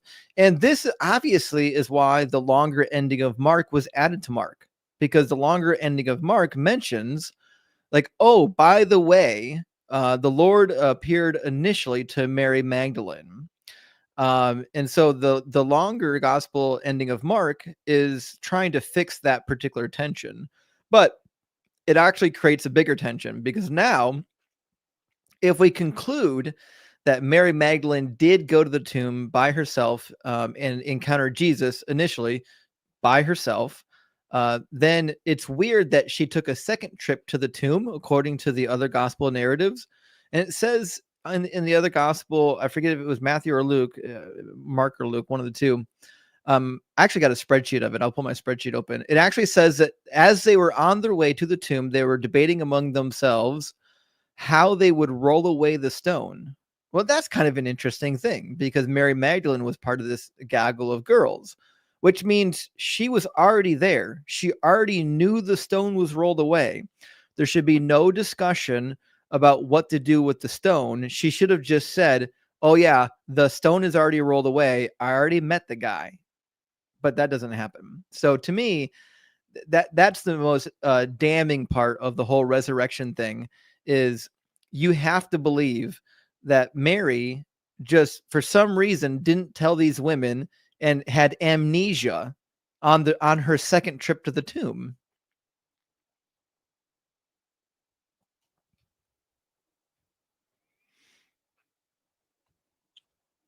Yes, thank you for your super chat. He said, Justin, you missed my super chat last night. I'm so sorry, S. If I missed it, I apologize. Sometimes I get so overwhelmed with super chats and they will stick into my screen for like 15, 20 or even 30 minutes sometimes, but eventually sometimes they'll get buried in my filter. I really do apologize, S, and I always love and appreciate your support, I promise. What would you say is the biggest contradiction in these across these 4 different resurrection stories? If you had to pick one. That's a good one. So I think for me the like the clearest contradiction, I don't know if I guess it's a contradiction, but it's kind of like so the women seem to be told that that Jesus was already gone, right? But got to remember, so in Mark, we'll go to Mark chapter 16. The women arrive at the tomb and they're talking, about who's going to roll away the stone. And then they enter the tomb. They saw the young man dressed in a white robe sitting on it and says, "Don't be alarmed," he said. "You are looking for Jesus the Nazarene who was crucified. He has risen. He is not here. See the place where they laid him." Okay, so the women are in the tomb. They're inside of there and they're receiving the message of the angel. Now, if you go to the book of Matthew, in Matthew 28, 5-7, it says the angel is speaking now on top of the rock. They're outside of the tomb. And it says, "Do not be afraid, for I know that you are looking for Jesus who was crucified. He is not here, for he is risen." Like, wait a minute. Okay. So they met the angel on the rock outside of the tomb, and the angel said, "Hey, he's not here," right? And then in Mark, the same exact thing happened, but now they're inside of the tomb, and they're being told this by somebody who appeared to them inside of the tomb, not outside the tomb. And then in the book of Matthew, after they're given the message, it says they hurried away from the tomb. They just left. And then we get something similar in the book of Mark. They actually go away. And in Mark, they leave and they don't tell anybody. Nobody gets told anything. But then in the other gospels, obviously they tell people, and then the other disciples become aware. But again, all of this becomes even more problematic when you read the Gospel of John, because if you believe that Mary Magdalene went to the tomb alone without the other women first, then that means she would have told the women that Jesus was not there. She would have informed them of everything that the angels already told them. So the story just doesn't make sense. It loses its sensibility when you conclude that Mary Magdalene was already there and she already knew what was going on. But there's kind of an out. You could say perhaps that there was only one trip. And the way to do this is you go to the Gospel of John, and in the Gospel of John, when she's being questioned by the gardener, or actually Jesus, right? It says, "Mary stood outside the tomb crying, and as she wept, she bent over to look in the tomb and saw angels in white seated where Jesus' body had been, at one head and another at the foot. And they asked her, 'Woman, why are you crying?'" Or sorry, she was talking to the angels. I apologize. I forgot there. Talking to the angels. And she says, "They have taken my Lord away, and I don't know where they have put him." Now, some translations will say, "And we don't know where they've put him." And people are suggesting here that, well, maybe there's actually more people. She's not using a we, maybe, or she's not using an I. She's using a royal we or a literal we. If it's a literal we, then it's possible there are other women with them. Now, but if that's the case in the Gospel of John, if she doesn't actually go alone, she's going with other women, then it presents another problem, because the longer ending of Mark 16 says that Having arisen in the morning on the first day of the week, he appeared first to Mary of Magdala, from whom he cast out 7 devils, which means the gospel ending of Mark is confirming that Mary of Magdala went to that tomb first alone before the other women were there. Now, you could say, listen, John is true. It was a we. She wasn't alone. And the longer ending of the Gospel of Mark should be thrown away. That wasn't original. And then you get a little bit closer to, like, making a little bit of harmony here, but you still have problems. But now you're saying, well, I just get to arbitrarily throw out passages of the Bible that I don't like, which puts you on really shaky ground when you determine that you can just throw passages of the Bible out willy-nilly. But it also changes it creates another problem, which is in the Gospel of John, Mary of Magdala goes to the tomb while it is still dark. Mary with the other women don't go to the tomb until dawn, until the sun is already risen. So we really, it just seems to be that John, if I had to take a wager, that John was sloppy. John wrote a story that was sloppy. It was more likely that he was trying to tell the same story. But in all of John's stories, John tells stories that are similar to the other 3 gospels, but the details never actually line up. They're always out of order. There's always the wrong number. It's always the wrong day, but you can tell they're talking about the same story. Like when the woman anointed Jesus's feet, same exact story, completely different day. We know it's the same woman because she quotes the same exact thing, but one gospel says it's like 6 days before the crucifixion, and another says it was a different number of days. John just gets the chronology and the number of things different all the time. And so I think it's most likely that John was trying to tell the same story. He got a bunch of stuff wrong. Somebody came back later, added an addition to Mark, trying to correct it. The addition didn't really correct it because it just confirmed that John wrote something that was contradictory. And now we have contradictions in the text that are just going to be there forever. And the reality is John should have just been removed from the New Testament. John, really, if you got rid of John from the other gospels, the gospels would be much more believable. But John is like this insane left field gospel that says all kinds of stuff that don't show up in the other gospels and makes Jesus out to be an actual God. Like if you got rid of the book of John, I don't know if you can even hold to a Trinitarian worldview. I know that some try to say that when you look at the end of Matthew's gospel, let me see here. It says, some try to say that this is a reference to the Trinity. You'll know what I'm talking about. Yeah, it's hilarious. It almost there. There we go.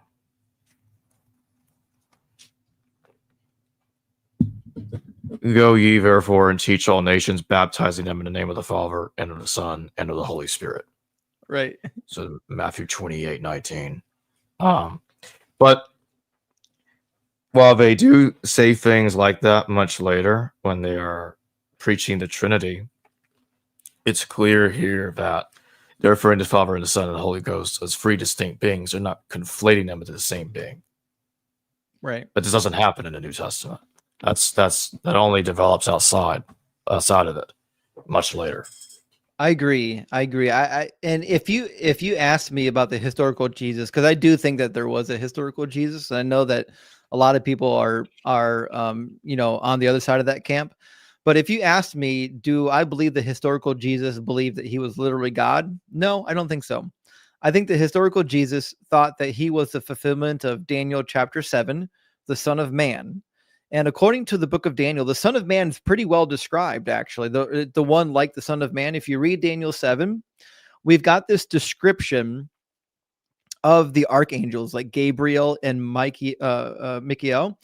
So as it turns out, if you just read all of Daniel, it's very clear that Daniel 7 is about kind of this archangel figure who is kind of the prince of all the princes. That's why he's the archangel is referred to in Daniel as the prince of princes. The princes are the actual angels over top of the territory. That's why the prince of the Jews has to go to battle with the prince of Persia and then eventually with the prince of Greece, because the individual angels or princes over these territories were, warring between themselves. But the prince of princes, the actual lead archangel, the one that's going to be victorious in battle, eventually he's going to overcome all of the wicked princes that are doing bad, probably in alignment with their reading of Psalm 82 about the wicked sons of God over the people.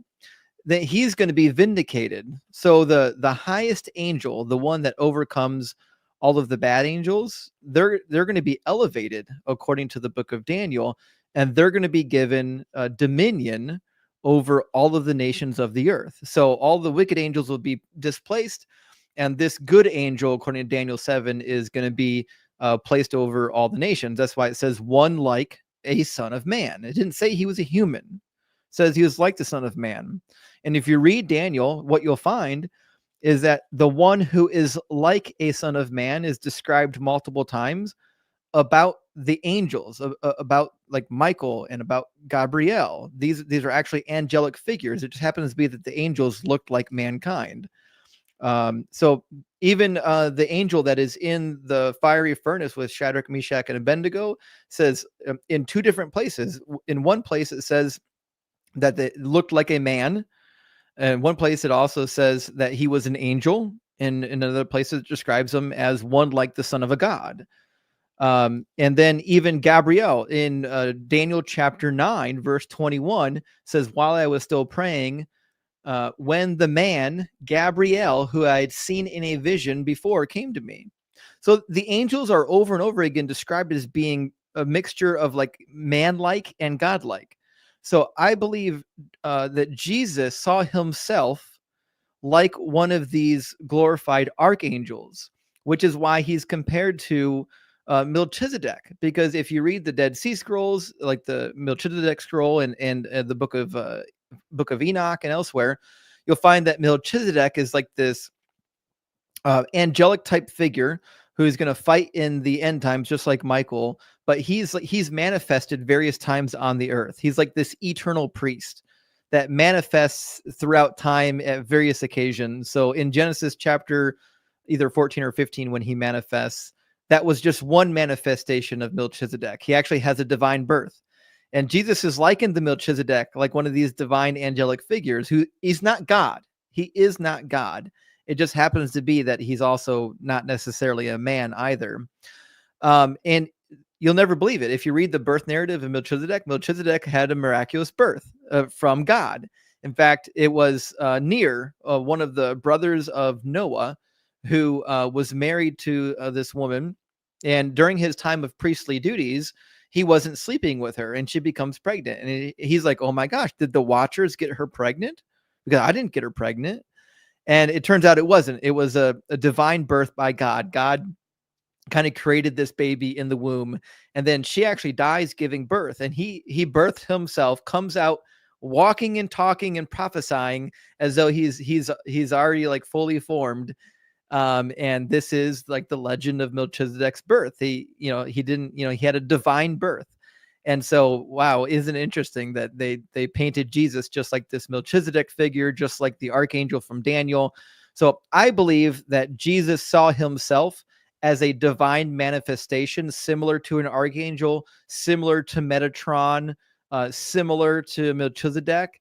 And I think other people saw him in that way. I think it was only later when people said, no, he's not just some sort of heavenly being. He actually is God. He's part of the Godhead. And to me, that's just nonsensical. That's illogical. We have a super chat from... Oh, I fished in a tie. I fished in a tie. Thank you for your super chat. Are any discrepancies due to scribal error? Oh, so many. Yeah. There's a couple that are due to scribal error, and give me 1 second because it's on the tip of my tongue. For example, there is one I want to say in let's see, 700 or 7,000 charioteers in 2 Samuel and 1 Chronicles 19. I think there is a text that fixed that. I think it's fixed in the Septuagint. Don't quote me on that. I apologize because I'm trying to pull this from memory. But there's a couple numerical errors that are in our Masoretic text that actually are fixed in the Septuagint. And it seems, as far as we can tell, that the Septuagint probably preserved the correct reading. And that does happen sometimes. But we've got some really interesting problems. For example, if we do Luke chapter 4, where Jesus is in the synagogue teaching, and it says he opens the scroll of Isaiah and he reads, the Spirit of the Lord is upon me to release the captives and free the prisoners and restore sight to the blind, so on and so forth. And then he sits down and he says, today this has been fulfilled in your hearing. Well, that's a quotation from Isaiah 61. And that quotation that Luke gives does not appear in a single manuscript. There's not a single manuscript in Greek or Hebrew where that quotation appears. It doesn't exist. It's not there. So either somebody was playing fast or loose with the quotation and added stuff to it and then reordered it and took stuff out of it, or somebody was quoting from something that was either corrupted or it existed at one point and we just don't have it anymore. And then we've got other things too, like how long did King Saul reign? This is a clear scribal corruption. In Acts 13:21, it says that he reigned for, let me grab it real quick. It says reigned for 40 years. Now, if we go to what we have in our Masoretic text, like 1 Samuel 13:1, it says Saul. In fact, if you go to the New Revised Standard Version, it doesn't give you the number of years. Saul was blank years old when he began to reign, and he reigned blank and 2 years over Israel, because the NRSV is aware that, this is a corruption. There is a corruption in the actual text, and so we're just going to translate it as such. We're going to let the reader know. But if you go to the New King James Version or a more traditional translation, probably the ESV, it says Saul reigned 1 year, and when he had reigned 2 years over Israel. Let me grab the second verse, actually. It says, try this again. Saul reigned 1 year, and when he had reigned 2 years over Israel, Saul chose for himself 3,000 men of Israel. Now, that's just not what it says in Acts 13:21. And you can go to all your different Old Testament editions, New King James, ESV, and you'll find every one of them does something different with this scribal error. Every one of them is trying to amend the text to mean something than what it actually says. But I'll end on this one. My favorite one is Psalm 22, verse 16, when it talks about they pierced my hands and my feet. That is not what the text says. The Hebrew word for pierce is traditionally dakar, but that doesn't say that. In the text, it says ka'aru or ka'ari. Now, as it turns out, ka'aru would mean that they dug, but the way that it's formed is wrong. There's an aleph after the kaf. There shouldn't be an aleph there. There's no aleph in that word, which means somebody either spelled it wrong or there was a different word there. It could be ka'ari, which was common if your yod got elongated and it turned into a vav. That could happen. And if it is supposed to read ka'ari, that it would read like a lion, which was why, a lot of people translate it as like a lion at my hands and my feet. But fact of the matter is, the original text is preserving a word that does not exist in the Hebrew language. And every translation that you have of Psalm 22 is somebody guessing about what they thought the original word was and saying, well, if it was this word, then we could translate it as this, which is why every translation of this particular passage is different. If you want to know more about this issue, get yourself a copy of the Net Bible with full notes. The Net Bible has like a whole 1-page description of what's going on in Psalm 22 and why every translation simply cannot agree about what the text actually says, because all of the text we have has simply preserved a word that isn't really properly in the Hebrew language. All right, let's take the next super chat. Plato Tots, thank you for your super chat. Does Justin think any New Testament figures are not historical? Are all 12 apostles historical? Or Joseph Arimathea or Stephen, for example? Yeah, that's actually a really good question. So I think that Joseph of Arimathea was a plot device. I don't think he's real. Of all the New Testament characters, I think there's no support for this character. Same thing with Barabbas. I think Barabbas is another plot device. I don't think he was real. I think Jesus probably did have disciples. Did he have 12? Doubtful. We learn in Sanhedrin 43a, if you believe that this is about the Jesus figure, that his disciples were, some of them were executed alongside of him. I think 5 of his disciples were executed alongside of him, and they had completely different names than the ones we find in the Bible. And I feel like the New Testament authors were overly concerned with iconography and imagery and patterns. And I think they needed Jesus for their pattern recognition to work. They needed Jesus to have 12 disciples. So the dude had 12 disciples, but I mean, in real life, he probably didn't have 12 disciples. I mean, who knows how many disciples he actually had. But if he had 12 disciples, could we know what their names actually are? I don't know. It's hard to say because people who knew the disciples didn't really leave us with a whole lot.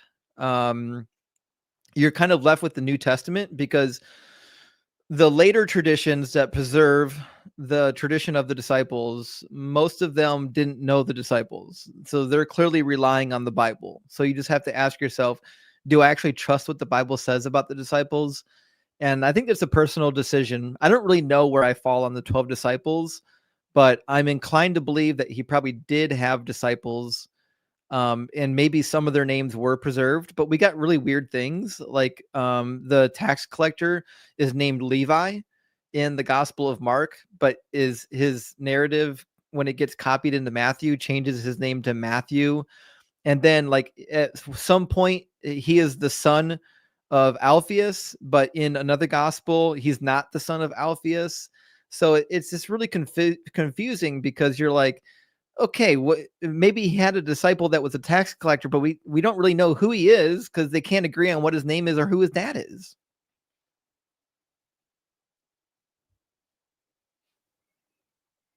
And what do you think about Judas Iscariot?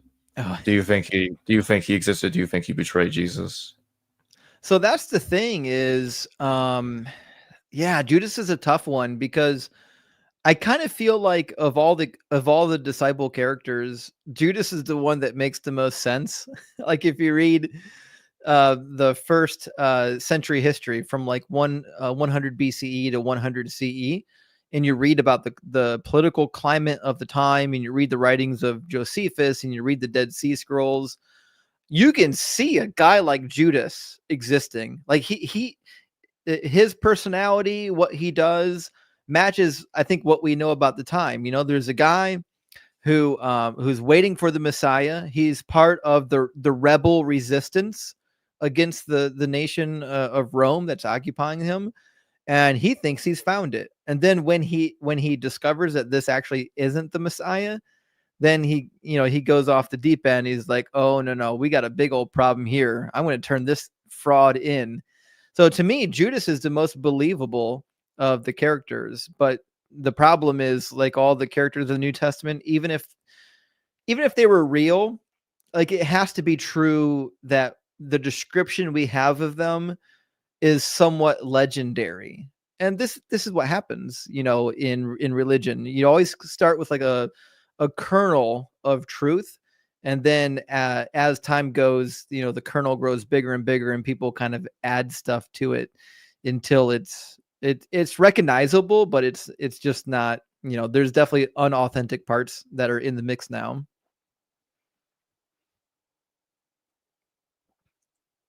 What are your thoughts on the synoptic problem and the relationship between Mark, Matthew, and Luke? Did that play any role in the deconversion, or did that become more of an interest of yours after the deconversion? It's actually a really good question. For me, I think the synoptic problem didn't really come to the fore until I'd already basically left Christianity and was labeling myself agnostic. And it only really came up for me because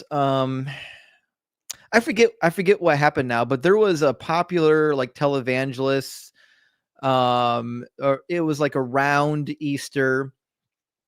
Then they posted something on YouTube or something that kind of blew up, and everybody was talking about how they had kind of resolved the synoptic problem of the gospel resurrection. And I listened to it and I was like, no, he didn't. He didn't solve anything. He just made it worse. I was like, listen, I've had enough of this. This is trash. I'm just going to do a timetable of everything in all four gospels. I'm going to time it out on an actual graph. And I'm just going to see, do these things actually line up? And the answer was no, they quite literally didn't line up. And then after that, I was like, okay, well, there's probably a bunch of other stuff in the gospels that don't line up as well. This can't be the only one. And sure enough, there's a bunch of timetable issues in the gospels that don't line up. For example, it says that Jesus was either crucified at noon, or around noon, or 3:00, because in one gospel he's still at trial around noon, and in another gospel he's already dead at 9 a.m, and then another gospel he's potentially dead at 3:00, if I remember correctly. Let me go back. Give me 1 second to rethink that. Let's see. In one gospel, he's dead at 9. And in another gospel, he's on trial at noon. Which those can't happen. You can't be on trial and also be on the cross 3 hours later.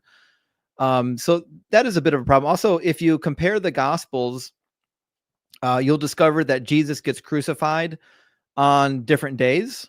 And so I actually have a timetable of the Passover, because the Passover gets really confusing if you try to time it out, because the days, the numbering actually starts at nightfall, not at dayfall, and it gets pretty wild. But if you compare John is really making a statement to say that Jesus was basically tried and crucified over Passover.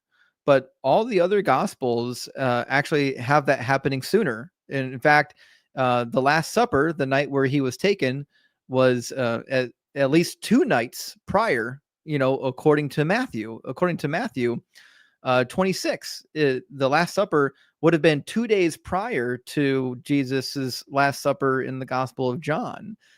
And so, like, that's weird. Why is John just like altering the timeline? Because the other gospels seem to agree with each other, just not John. Where'd John get that from? So the synoptic problem, you can find a lot of errors like that comparing the gospels. But the other part of the synoptic problem is that I do still believe in Markan priority, and I know that there are people that are challenging it now. And, maybe I'll convert to that one day. But I think if you hold to Markan priority, where Mark wrote first, probably in the late 60s, early 70s, and then Matthew and Luke copied from Mark, and then John subsequently came later, it presents a lot of problems, because now we're forced to admit that Mark is the earliest witness, which means Mark, let's say he wrote 65 to 70 CE at the earliest. Well, he wasn't really an eyewitness to anything. He doesn't claim to be an eyewitness to anything. And then Matthew copies Mark.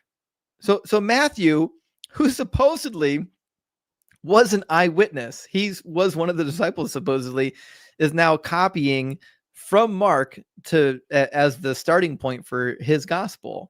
And then Luke does the same. And of course, Luke wrote much later. That's why Luke is echoing themes where, like, Luke is saying, no, the kingdom is not going to fall presently on the earth and materialize.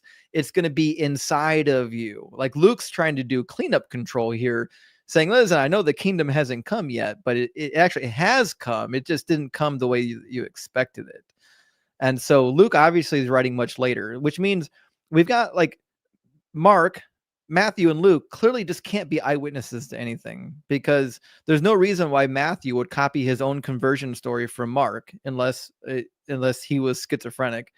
And he clearly wrote after Mark, because he's quoting word for word from Mark in a lot of occasions. And that means, I don't know, when did he write? Maybe in the 70s, 80s, even late 80s. Well, that certainly means he wasn't a witness to anything, unless he was, was he 5 years old when he was a disciple? Doesn't make any sense. So the thing of it is, when you just look at like, what do we do even with the authors of these books? Like, let's just imagine, okay, sure, John Mark, the cousin of Barnabas, according to the book of Colossians, wrote the book of Mark. Cool. He wrote late 60s, early 70s. Fantastic. Let's just imagine for a second that he was the interpreter for Peter, according to history. Cool. Okay, but was he an eyewitness? No. Mark was not an eyewitness. Okay, Matthew, we already talked about Matthew. He came later. He wasn't an eyewitness to anything unless he lived for over 100 years. Doubtful. And I think Matthew is the least likely character of all the Gospels. And then Luke tells you in chapter 1 that he wasn't a witness. So Luke's not an eyewitness. So the best you have is the Gospel of John. John was written probably in like the 90s. And you can't listen. I won't be convinced that John was over, 120 years old, chilling out, getting ready to write his gospel. So to me, the authorship of the Gospels, when you combine it with the many contradictions, the timeline issues, the synoptic problem, to me it just feels like, can I hold this book up and say, this is true, you can trust every word of this book and rest your life on it? No, the answer is clearly no. You can't do that.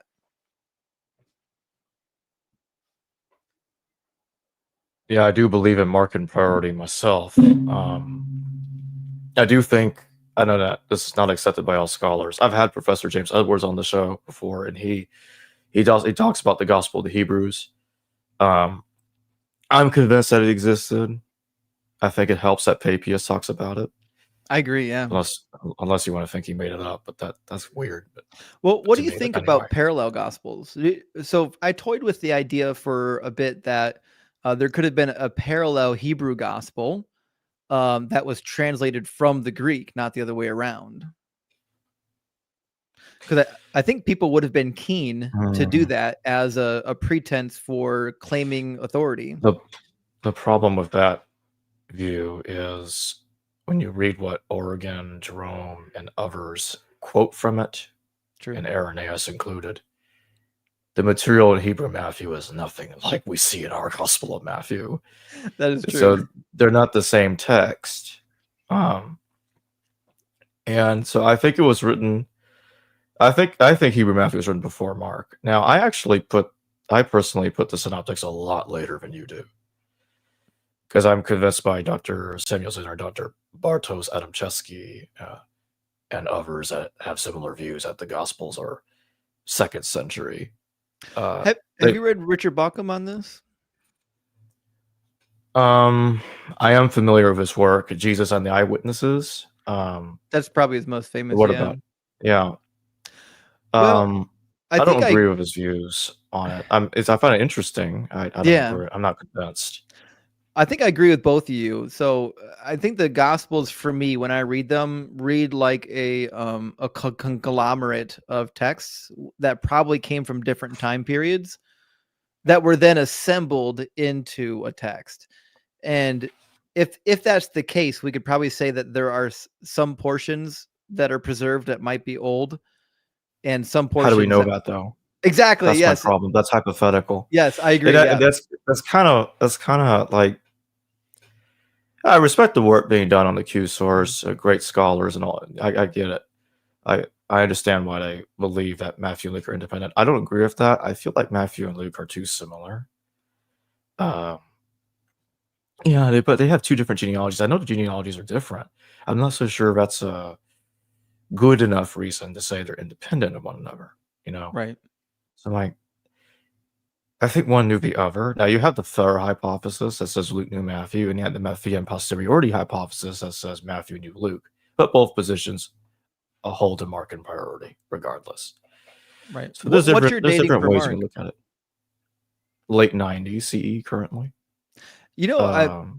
I'm curious to know some of the more recent scholarship on the dating of Mark, because it seems likely to me that even if there were parts of Mark that predated the fall of the temple, it seems pretty obvious that parts of it postdated the fall of the temple. Yeah, like in And how would you know what methodology would one employ to carefully pick the parts you want to interpret as being pre-temple? And then how Exactly. do you know that? So this is what you got: hypothetical redactions when you're claiming that a gospel was written in stages. Why believe such a thing? I think that unless the manuscript evidence merits it, which I don't think it does, the longer ending of Mark doesn't count. That was added on super late and put in there to try to harmonize the resurrection stories, which really made it worse. If anything, it didn't really accomplish anything. So the longer ending of Mark doesn't really count to make Mark a compilation. And John, the idea that John is written in several stages, I know to scholars I believe that, but I've also noticed it's slowly being abandoned by other scholars because some scholars because they view it as too hypothetical. That okay, we don't know that John was really written in those stages. Right. We don't know that, and so that's going in the same trajectory as Q is. As it seems like they're going out the window there, from what I've seen. Because now some will say, well, you have no proof of Hebrew Matthew. Well, if I can say anything about it, at least we're told about it. Right. Okay. You may dismiss the church fathers that talk about it. Fine. That's a debate for another time. But nobody's talking about Q. Now, I know we're not going to go find a church father, open it, and say, oh, it says Kavella. It's a German word. Okay. I know that. That's obvious. But they're not reporting a document. They're not talking about a document that resembles Q. Right. That's all I'm saying. Yeah. And I do think that if it were the case that people knew about, we would say, a manufactured Hebrew Matthew, meaning it was manufactured after the fact to be authentic, even though it wasn't authentic in any way. I think that discussion would have been had as well. If people were already talking about it, somebody would have had a discussion as to its authenticity, because even the early church fathers were talking about the authenticity of a lot of passages that people would have thought weren't in dispute, but they were okay disputing them. They were okay saying, well, I don't know if this is actually authentic. Yeah. If one were to dismiss the Hebrew gospel, I think the better way to handle it, if one wants to dismiss it, is date it later. I guess date it later than Mark. I don't buy that, but okay. At least you're not trying to say the church fathers are making it up, because I'm not going to buy that. That seems weird. Like, are they trying to get together, conspiring to make up this document? I don't think that happened. One of the things that they do quote from the Hebrew gospel is when Jesus calls the Holy Spirit his mother, which is not in our New Testament. I'm like, well, that's interesting. The Holy Spirit's his mother. And another thing it says is that James was fasting and he refused to drink or eat until Jesus appeared to him after the resurrection. So when Jesus appears to James, it's giving the impression that James is being appointed the successor to Jesus after the resurrection, which is nowhere to be found in our New Testament. Right. But it does seem like he's kind of in charge at some point during Acts chapter 15. Right. And I think it's talking about him being appointed. Right. Yeah. Because a lot of people, like if you go to the Catholic persuasion, they would say, no, absolutely, Peter was in charge. But it kind of appeared, even though Peter had a leadership role, it kind of appeared that James was the guy with the gavel. Right. So I'm going to show you this book. This is if you want to know about the Hebrew gospel, I recommend this. The Hebrew gospel and the development of the Synoptic tradition by James Edwards. I'll get it right now. Yeah. And I've had him on the show a few times. Yeah, he'll argue that Luke's gospel is the one primarily using the Hebrew gospel, but Matthew and Mark didn't know it, or probably didn't know it. I don't agree with that. I would say they all knew about it in one way or another. I think they all knew about it, but nonetheless, he has this diagram. I'll show it real quick. Let me see if I can find it. No, I just remembered. I better just share it because StreamYard, as you probably know, doesn't portray the slides correctly sometimes, and it makes the text look like you type wrong and don't know how to type. Right. I'm like, well, I'm not doing that. So I've had my own struggles with StreamYard. I tried to get it work for some vertical live streams, and it was a real pain. So this is a slide that I made, which is based on a diagram that looks exactly like this in his book, just like this. He has these in boxes like I have it here, so I'm imitating what he has in his book to visualize what James is talking about. So he has Luke using the Hebrew gospel and the double traditions. He has double tradition instead of Q. He rejects Q, so he has this instead. And Matthew and Luke both use Mark. The box is a little lower than Luke is because he thinks Matthew's later than Luke. Okay. But they're still independent of each other in his opinion. And Matthew has additional sources of Matthew. And yeah, that's pretty much it. That's what he says. So I would remove this and this if I were if I wanted to create my own diagram, and I'd have these three guys knowing this, Luke and Matthew knowing Mark. As for Luke and Matthew's relationship, that's tough. I guess I'll say I'm still of the conviction that Luke knew Matthew, but I am open to the view that the other way around could be correct. So that I'm subject to change my mind there. It could very well be Matthew knew Luke, but I gotta do more thinking about that. It could be possible that Luke was aware of Matthew's writing. Because it seems to be of the Gospels, it seems to be that Luke is the one that is doing his best to really collect various sources to put together like a comprehensive text. And so if any one of them is pulling together sources that are available, I think Luke would be the one to do it. But there's some hidden gems in John too. Because remember in the end of John, there's multiple authors that identify themselves as a we. Yeah, John. It does say that. I'm going to read from that right now. So John. Yep. And John 21. Yeah. And here we are. This is the disciple which testifieth of these things and wrote these things, and we know that his testimony is true. A we means there are multiple people collecting these. Yeah, so John was a group effort. This was like, it could have been as something like what John Winford would say. He would say things like, this is a Christian community in a house. He would say something like that, paraphrasing, but in a house. They had a house, and a group of people were writing together. They were looking over each other, and they were writing the gospel. So I think something like that happened with John. This was a group effort, and they were writing this thing out. And here's what's interesting about that. Well, there's a second century.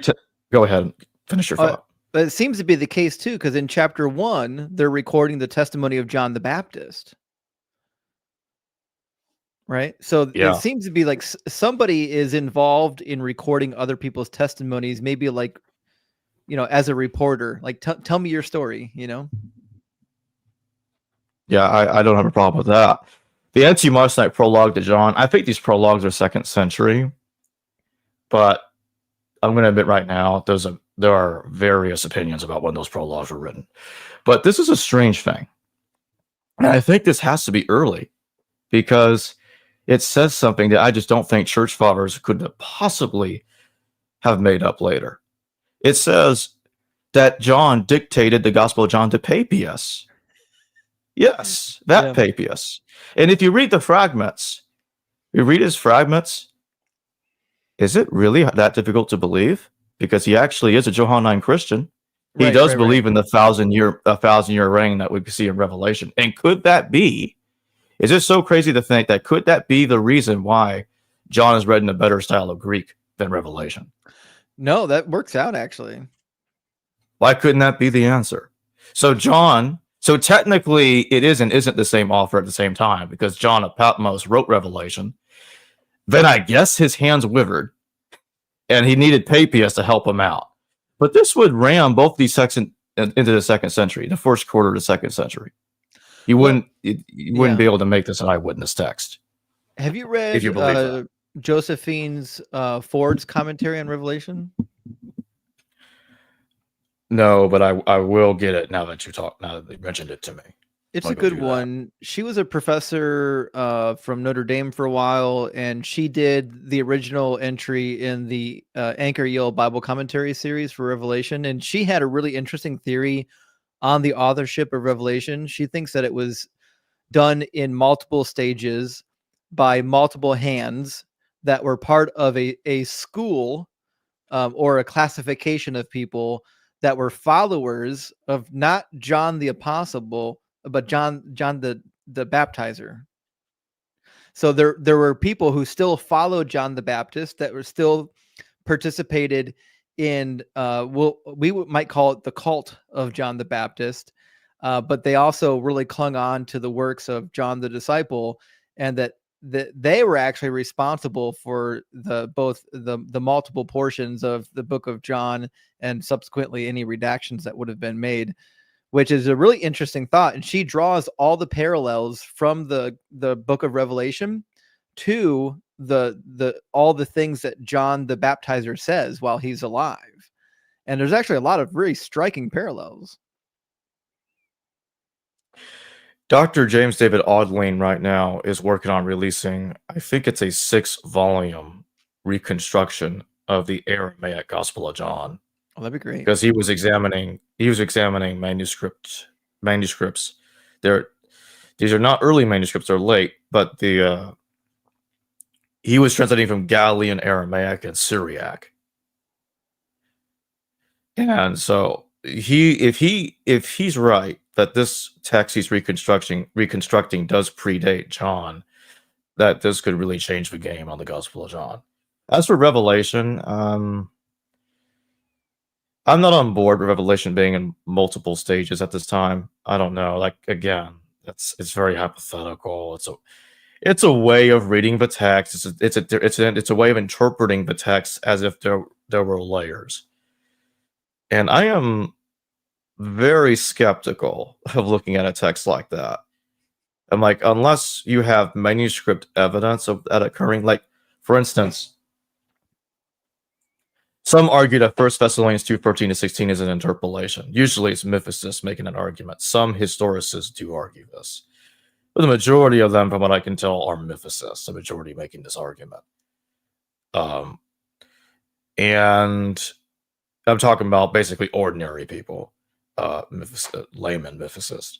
So, okay, if that was not written by Paul, do we have a manuscript of 1 Thessalonians where that's missing by Paul? Or where it's at least moving around in the manuscript, like you have in 1 Corinthians 14:34-35, which many scholars believe is an interpolation because it seems to be reflecting the misogyny you see in 1 Timothy about women.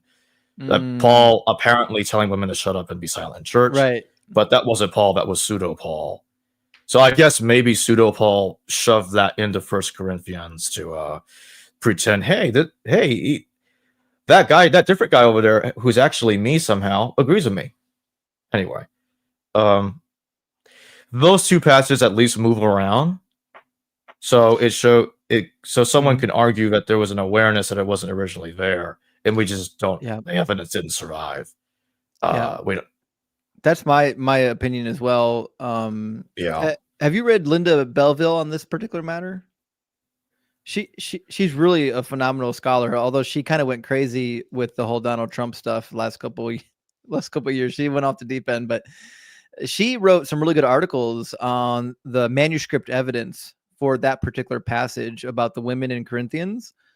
And her argument is that it's not even original to the text. And of all the arguments about this particular text, I think hers is the most persuasive, although she wrote that, 15 or 20 years ago. I'd be curious to know if she still agrees with that position. Yeah, I don't think I've even heard of her before. I need to look into that. That's interesting. She's pretty interesting. She teaches mostly New Testament, but she did her PhD in patristics. So she's got a really good handle on the church fathers and the patristics, which makes her like reading her stuff really fun. Yeah, I gotta check it out. Yeah. Yeah, and seeing going back to the additions to the text, I love looking at that a lot. Like what you see about the woman caught up in adultery in John. Yeah. That was added like 400 years later after the original text was written, and for all we know, it could very well be that Codex Bezae, which is the earliest manuscript where it shows up, that codex could be the very thing that put it there first. Yeah. That could be the original or the starting point. Mm-hmm. Again, we can't know that, but it could be. Right. It's like you said, right?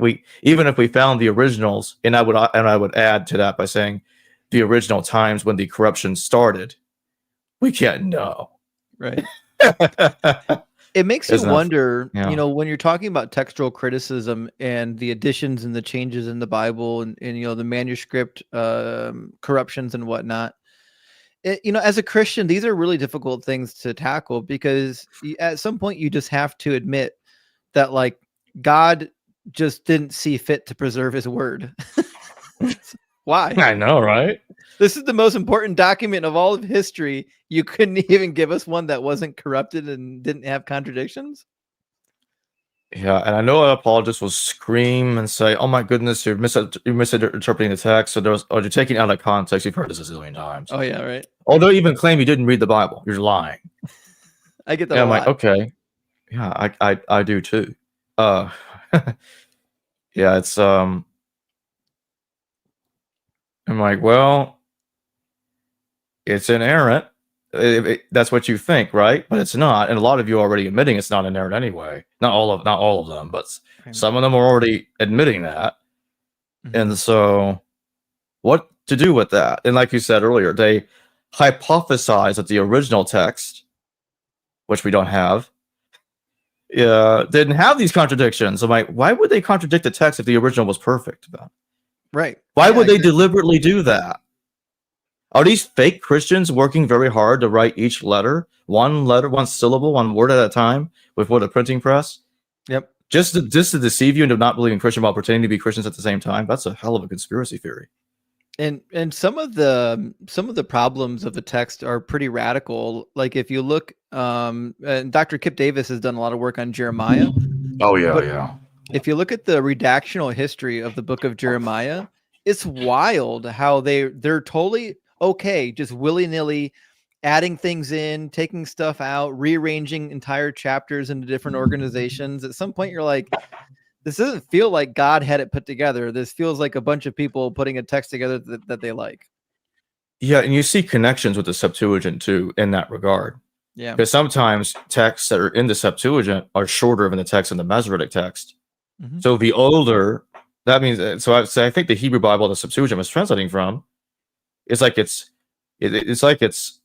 quoting older versions of the text. And I suspect it probably would have looked a lot, it probably would have had a lot of agreement, at least in those sections, with the Septuagint if we ever found it, the pre-Hebraic version of the Hebrew. I didn't say that right. The Hebrew Bible that's pre-Septuagint, which we don't have. Yeah, we have a couple of manuscripts of it. Yeah, it's not a lot to work with. There's been some scholars that have tried to reconstruct what they refer to as like the Proto-Masoretic text, but I mean, like we've talked before, like these are more like they're kind of hypothetical, and so like even when we talk about like whether or not the Gospels or the New Testament were put together in like a fragmentary manner, a lot of times it's people that are just being charitable. Like, so when I say, listen, I think it's possible that the Gospels were put together in stages, that's me being willing to be charitable despite the manuscript evidence actually allowing for it. And I think one of the reasons why I'm charitable to the text, at least I try to be, is because like it doesn't really matter. Like even if they were dated as early as possible, the book is still full of lies and contradictions and failed prophecies. It wouldn't matter when it was written. It could have been written a day after the events, and the events are still lies.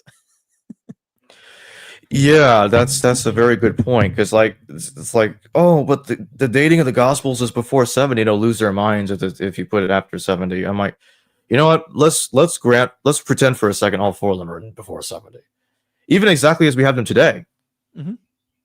Everything you said that's problematic about them, everything that we both said about that is still true. Yeah, Practically. it's still true. And it's still And got the same problems. exactly, all the same problems exist there. So like, there are a lot of really people, like really good people on the forefront of doing the dating and the research on when can we actually date these manuscripts to. And that's not something that I spend a terrible amount of time on for the New Testament. On the Old Testament a little bit more because I studied the Old Testament when I was in school. That was more my bread and butter. But like I can be as charitable as possible with the New Testament texts and still arrive at the conclusion that they're basically, you can just put them in the trash can. They're not worth anything. Yeah, like how many more contradictions, how many more immoral stories, and all this other stuff that we have to deal with before somebody comes to the conclusion this this doesn't work. How many more Right. problems does it take? I firmly believe that, like, fundamentally, reading the Bible slowly, methodically, and repeatedly, and doing so with actually knowing the context of the time period is probably the easiest way to deconvert people. I know some apologists. I can't remember who they are. I think it was a debate somewhere. I saw it on. I don't want to say where I saw it on for sure because I don't remember who they are. The ones I'm talking about. But I know some apologists have gotten so desperate to defend the Bible that they started to condone slavery. Yeah. Oh It's like yeah. okay, it's like okay, they admit slavery's in there, and they just like okay, we I guess we have to be on board with it because God wrote it or Yeah. wrote it through men somehow, whatever, however the hell that works. That's ridiculous. Mhm. And you'll get like if people are being logically consistent with the Bible, you have to come to a point where you agree morally that everything God tells you to do must be good. It has to be good. Or else you're saying that morals don't come from God, and then that leads Right. you to like logical absurdities. I asked a guy just recently if God told you to collect all the babies in your city and put them through a meat grinder and paint your walls with baby meat paste, would that be the right thing to do? And he said yes. If God told me to do it, I'd have to do it. And I said that's why you guys are morally bankrupt and you have nothing to I, offer society. and if somebody said that to me, I would never trust that person. Yeah. I wouldn't trust that person to tell me what color the sky is, how to drive a car. I'm like, just get away from me. Yep. Get the hell away from me. That screw you. That Yeah. it's like it just find it incredible to me that when people who get out of prison and they become Christians, I'm like it, yeah, I'm like you know where I'm going with this. Like, oh, I'm moral now because of God. I'm like, so, and here you are lecturing me, but I'm subjective. I'm subjective because I don't have a God in me, Right. right? I Right. think it's you that is. And I don't trust you at all. If your imaginary adult Santa Claus is preventing you from doing the horrible things that you already did, I don't trust you one bit. Yeah. If you need God to tell Just you how to behave, that means like if you're going to go out and peel somebody's skin off their face without the Bible, then you're just not a good person. That's on you. that's right. You have to own it. That stuff really gets me enraged every time I hear that somebody claims to be a better person, no longer an immoral person because they became a believer. That just really pisses me off. Right. And I get that for some people, participating in a religion provided structure and meaning for their life. And I've known people that have quote unquote found God and overcame their addictions. And you know what? I love that for you. But at the same time, we have to also admit that, the book is full of atrocities, it's full of genocide Right. and Yeah. women being raped that God caused. So I think most people's notions of God are kind of disconnected from the biblical God, Yeah. you know? Yeah. I mean, I'm not. I wasn't talking about the addiction thing because that's a different situation. I was more focusing on on those who committed violence. Right, yeah, yeah. But at the same time, I do understand because I'm going to bring up there is nuance here. Yes, there is. There's nuance everywhere, every subject. It's not, you can't generalize things. It's you really can't. It's I mean,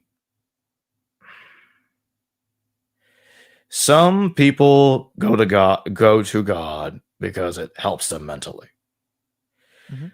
But then they let go of God and they still retain their they're still reformed, they're still a better person, and they just hold on to God for a little bit until they get there. So that I get. Okay. That's not totally the same in my mind with people that literally only suppress their evil for the rest of their lives because of a God. Right. Right? You get what I'm trying to say? Am I making sense? So Absolutely. that's how I'm looking at it. Yeah. I'm with you. And Ricky Gervais had a really interesting interview where they were talking about his atheism, and somebody asked him, well, if you don't believe in God, what's preventing you from like going out and killing people? And he's like, I've killed exactly as many people as I want to kill. He's like, why would you think I had that desire? Like, what are you saying, that you would like to kill people if you didn't believe in God? That's horrific. Yeah, come on. It's crazy. Yeah, like how do I know you won't flip out and attack me tomorrow? Yeah, it's just I don't know that. I can't know that. Right. Let's take the super chat. Plato Tots, thank you for your super chat. Does Justin think any New Testament figures are not historical? Oh, wait a minute, wait a minute, we did already that. took this. Yeah. Oh, I see. There's two more after that. That's what I really meant to pull up. I fished it. Thank you for your super chat. What is the issue of acknowledging inerrancy and believing in the resurrection and Jesus is anointed and believing in God? Why throw faith out with errors? Yeah, so, and I did believe that for a while, when I was deconstructing. I said, listen, the Bible has errors, but that doesn't mean that, Jesus couldn't have been the Messiah or resurrected from the dead. But when you actually just read the book, it's clear he didn't fulfill a single prophecy. Not a single prophecy from the Old Testament did he fulfill. And there are clear prophecies that were like listed by the New Testament, where the New Testament was just grasping at straws and trying to figure out, okay, we got this guy that died. He didn't actually do any of the messianic prophecies. Can we go back to the Old Testament and find anything that sounds vaguely familiar to him and just call it a prophecy? And that's clearly what they did. So when I read the Gospels and the Gospel authors are sitting there lying to my face about the Jesus character, then yeah, I'm going to say this guy obviously isn't the Messiah, and the New Testament is full of it. And I'm not going to be gaslit by a guy living 2,000 years ago. Yep. Let's take the next one. And this has been new super chat that Plato Totes really brought up. I have been asking Christians when Jesus will fulfill Ezekiel 45:22. Some patristics say this isn't the Messiah. How would you deal with that? That's a good question. Well, my personal belief, if you go to the book of Ezekiel, all right, the book of Ezekiel gives you, starting in chapter 40, it gives you this really ornate vision of this messianic New Jerusalem type of age, right? And it's really interesting that during this age, it talks about a prince. The way that the prince is described in Ezekiel, you have to assume that the prince is clearly the Messiah, even though it doesn't refer to him as king. But that's just Ezekiel's use of language. Ezekiel does that. He refers to the Messiah as the prince here.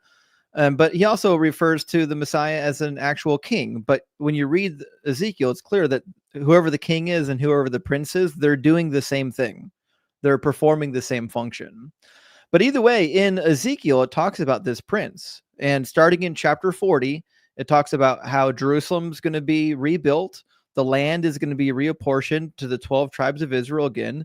There's going to be a physical temple. In fact, in Ezekiel 44, verse, I think, 9, and also in 13, he says that the foreigners, the Gentiles, who joined themselves to the Jewish people to worship God, they will not be allowed to enter into the sanctuary unless they are circumcised in the heart and in the flesh. So everything about the Ezekiel talks about this messianic age that includes a Messiah slash prince who is participating with the people of Israel in the Levitical law, just as any other king would have, just as King David would have, just as King Solomon would have. And in the passage you quoted, Isaiah 45:22, it says, on that day, the prince shall sacrifice on his own behalf and on behalf of all the people of the land a bull as a purification offering, which is, you read this over and over again in the latter half of Ezekiel. It talks about this prince who's leading the people of Israel, the renewed people of Israel that have been taken from all the lands they were scattered and brought back to the land. That's Ezekiel 37.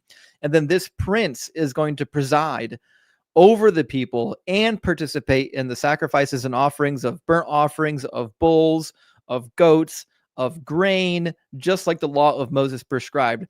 Of all the prophets, Ezekiel is the most acquainted with the law of Moses. If you ask yourself, do any of the prophets really deal with the law of Moses? The answer is Ezekiel. Ezekiel is a Judaizer. Ezekiel thinks that the law of Moses is going to stand forever. Ezekiel thinks that he has an interpretation of prophecy that is bound up in the law of Moses, which is why even he goes back in chapter 20 and tries to explain his particular reading of the book of Exodus when it says you have to offer up your firstborn to the Lord.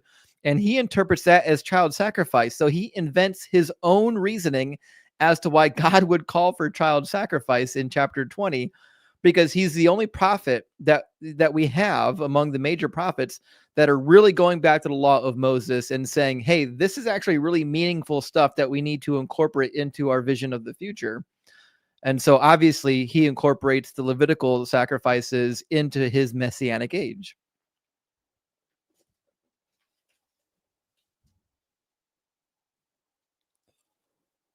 So,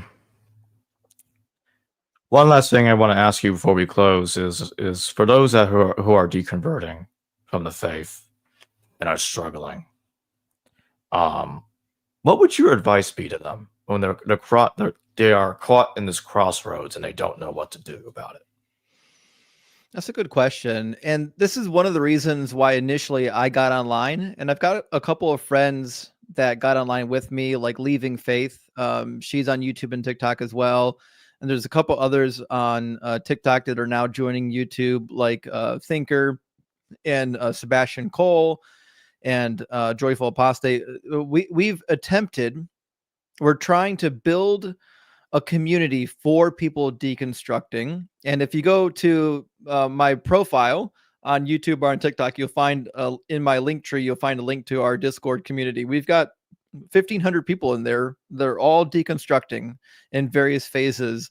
And I think if you're deconstructing, yes, you can go and you can ask your pastor these hard questions. Your pastor doesn't have answers to them. I know. I was already there. I already know what they went to school for. I already know what those pastors, I know the books they're going to read to make these problems go away that aren't really actually good answers. So I would say go to a community of people that are already deconstructing and see what they have to say about it. Because if you go to your church, you're going back to the echo chamber, and they're going to give you easy answers that work for them, but they don't work for people that are seriously inquiring. The other thing is, if you're deconstructing, guys, there is absolutely no shame in calling on a therapist and having an actual professional walk through some of these processes with you, walk through, how it's affecting you emotionally and mentally, and how it's affecting your relationships with people. We have people with absolutely astounding training. They go to school, they get PhDs to help people. And so I think we would be neglecting ourselves if we didn't, when we needed emotional and mental support. I think we're neglecting ourselves if we're too embarrassed to go talk to a therapist when, we have intrusive thoughts or we have negative thoughts or emotions tied to our deconstruction. Let somebody help you. Nobody's above needing help. Everybody needs help eventually. And sometimes you get to help others, and sometimes people have to help you. There's no shame in that. Everybody can can be served at some point in time. So if you're deconstructing and you're struggling, you're having a lot of trouble, talk to people who are already doing it. Talk to people who are asking the same questions as you. And then also definitely talk to a really good therapist that will give you the tools that you need to kind of cope with your current reality, because therapy isn't just about like talking about your problems. Like they're going to give you tools to work through them so that you can get to the other side.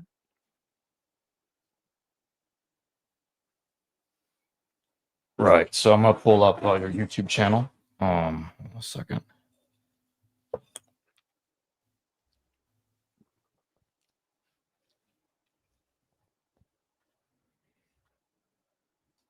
I remember when I was deconstructing, there wasn't that many places to turn. You know what I mean? It was like maybe you could ask a question on Reddit. Yeah, so I got the link. I got a YouTube channel tagged in the description below, and the link will also be in the pinned comment. So go over there and subscribe to the Deconstruction Zone if you don't already know about Justin Holmes' YouTube channel here. I highly recommend that you do so. Just want to show y'all real quick so y'all see this. And again, it's in the description and it's also in the pinned comment as well. I'll also have the links to the other sites he's on. You're on TikTok too, right? Until they shut it down. Until they shut it down. So whichever sites would you recommend that promote to alongside this since they're shutting down TikTok? All right. So I'm primarily switching over to YouTube. I started switching over in the summertime. And then also in my profile, you'll find a link to our Discord. Our Discord server is ran by a great friend of mine named Benny, and it's for the deconstruction community at large. It's not like for me, it's not my Discord server, but it's a great place for people to come and to actually engage in discussion and find questions and answers and to think about things they haven't thought about before, but also to get support. In fact, we've got a good friend in that community named Dr. Joe. Dr. Joe is a licensed professional therapist with a PhD, and she's been helping our community for a long time. And she's in there talking to people for free. So like we do have resources in our Discord for people deconstructing. I really do recommend it. And it's just going to keep growing. We started it over the summer. We're already at 1,500 people. It's going to get bigger and bigger. It's going to get full of more people to help, more resources. And I think it's going to be a really good tool for giving people a community to be a part of while they're deconstructing. You don't have to deconstruct alone. You don't have to do it like I did it. You can find support. Well, thank you for joining me today, Justin. This was a lot of fun. Jacob, thanks for having me. I really appreciate you. And I love your channel. I've been watching you for a while, so I really appreciate talking to you. Oh, thank you, Justin.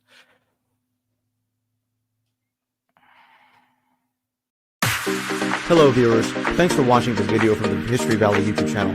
Please don't forget to subscribe and hit the notification bell. And if any of you wish to further support this channel, please consider checking out this channel's Patreon page and becoming a patron. And or donate through PayPal or through Super Chat during your live stream. Thank you.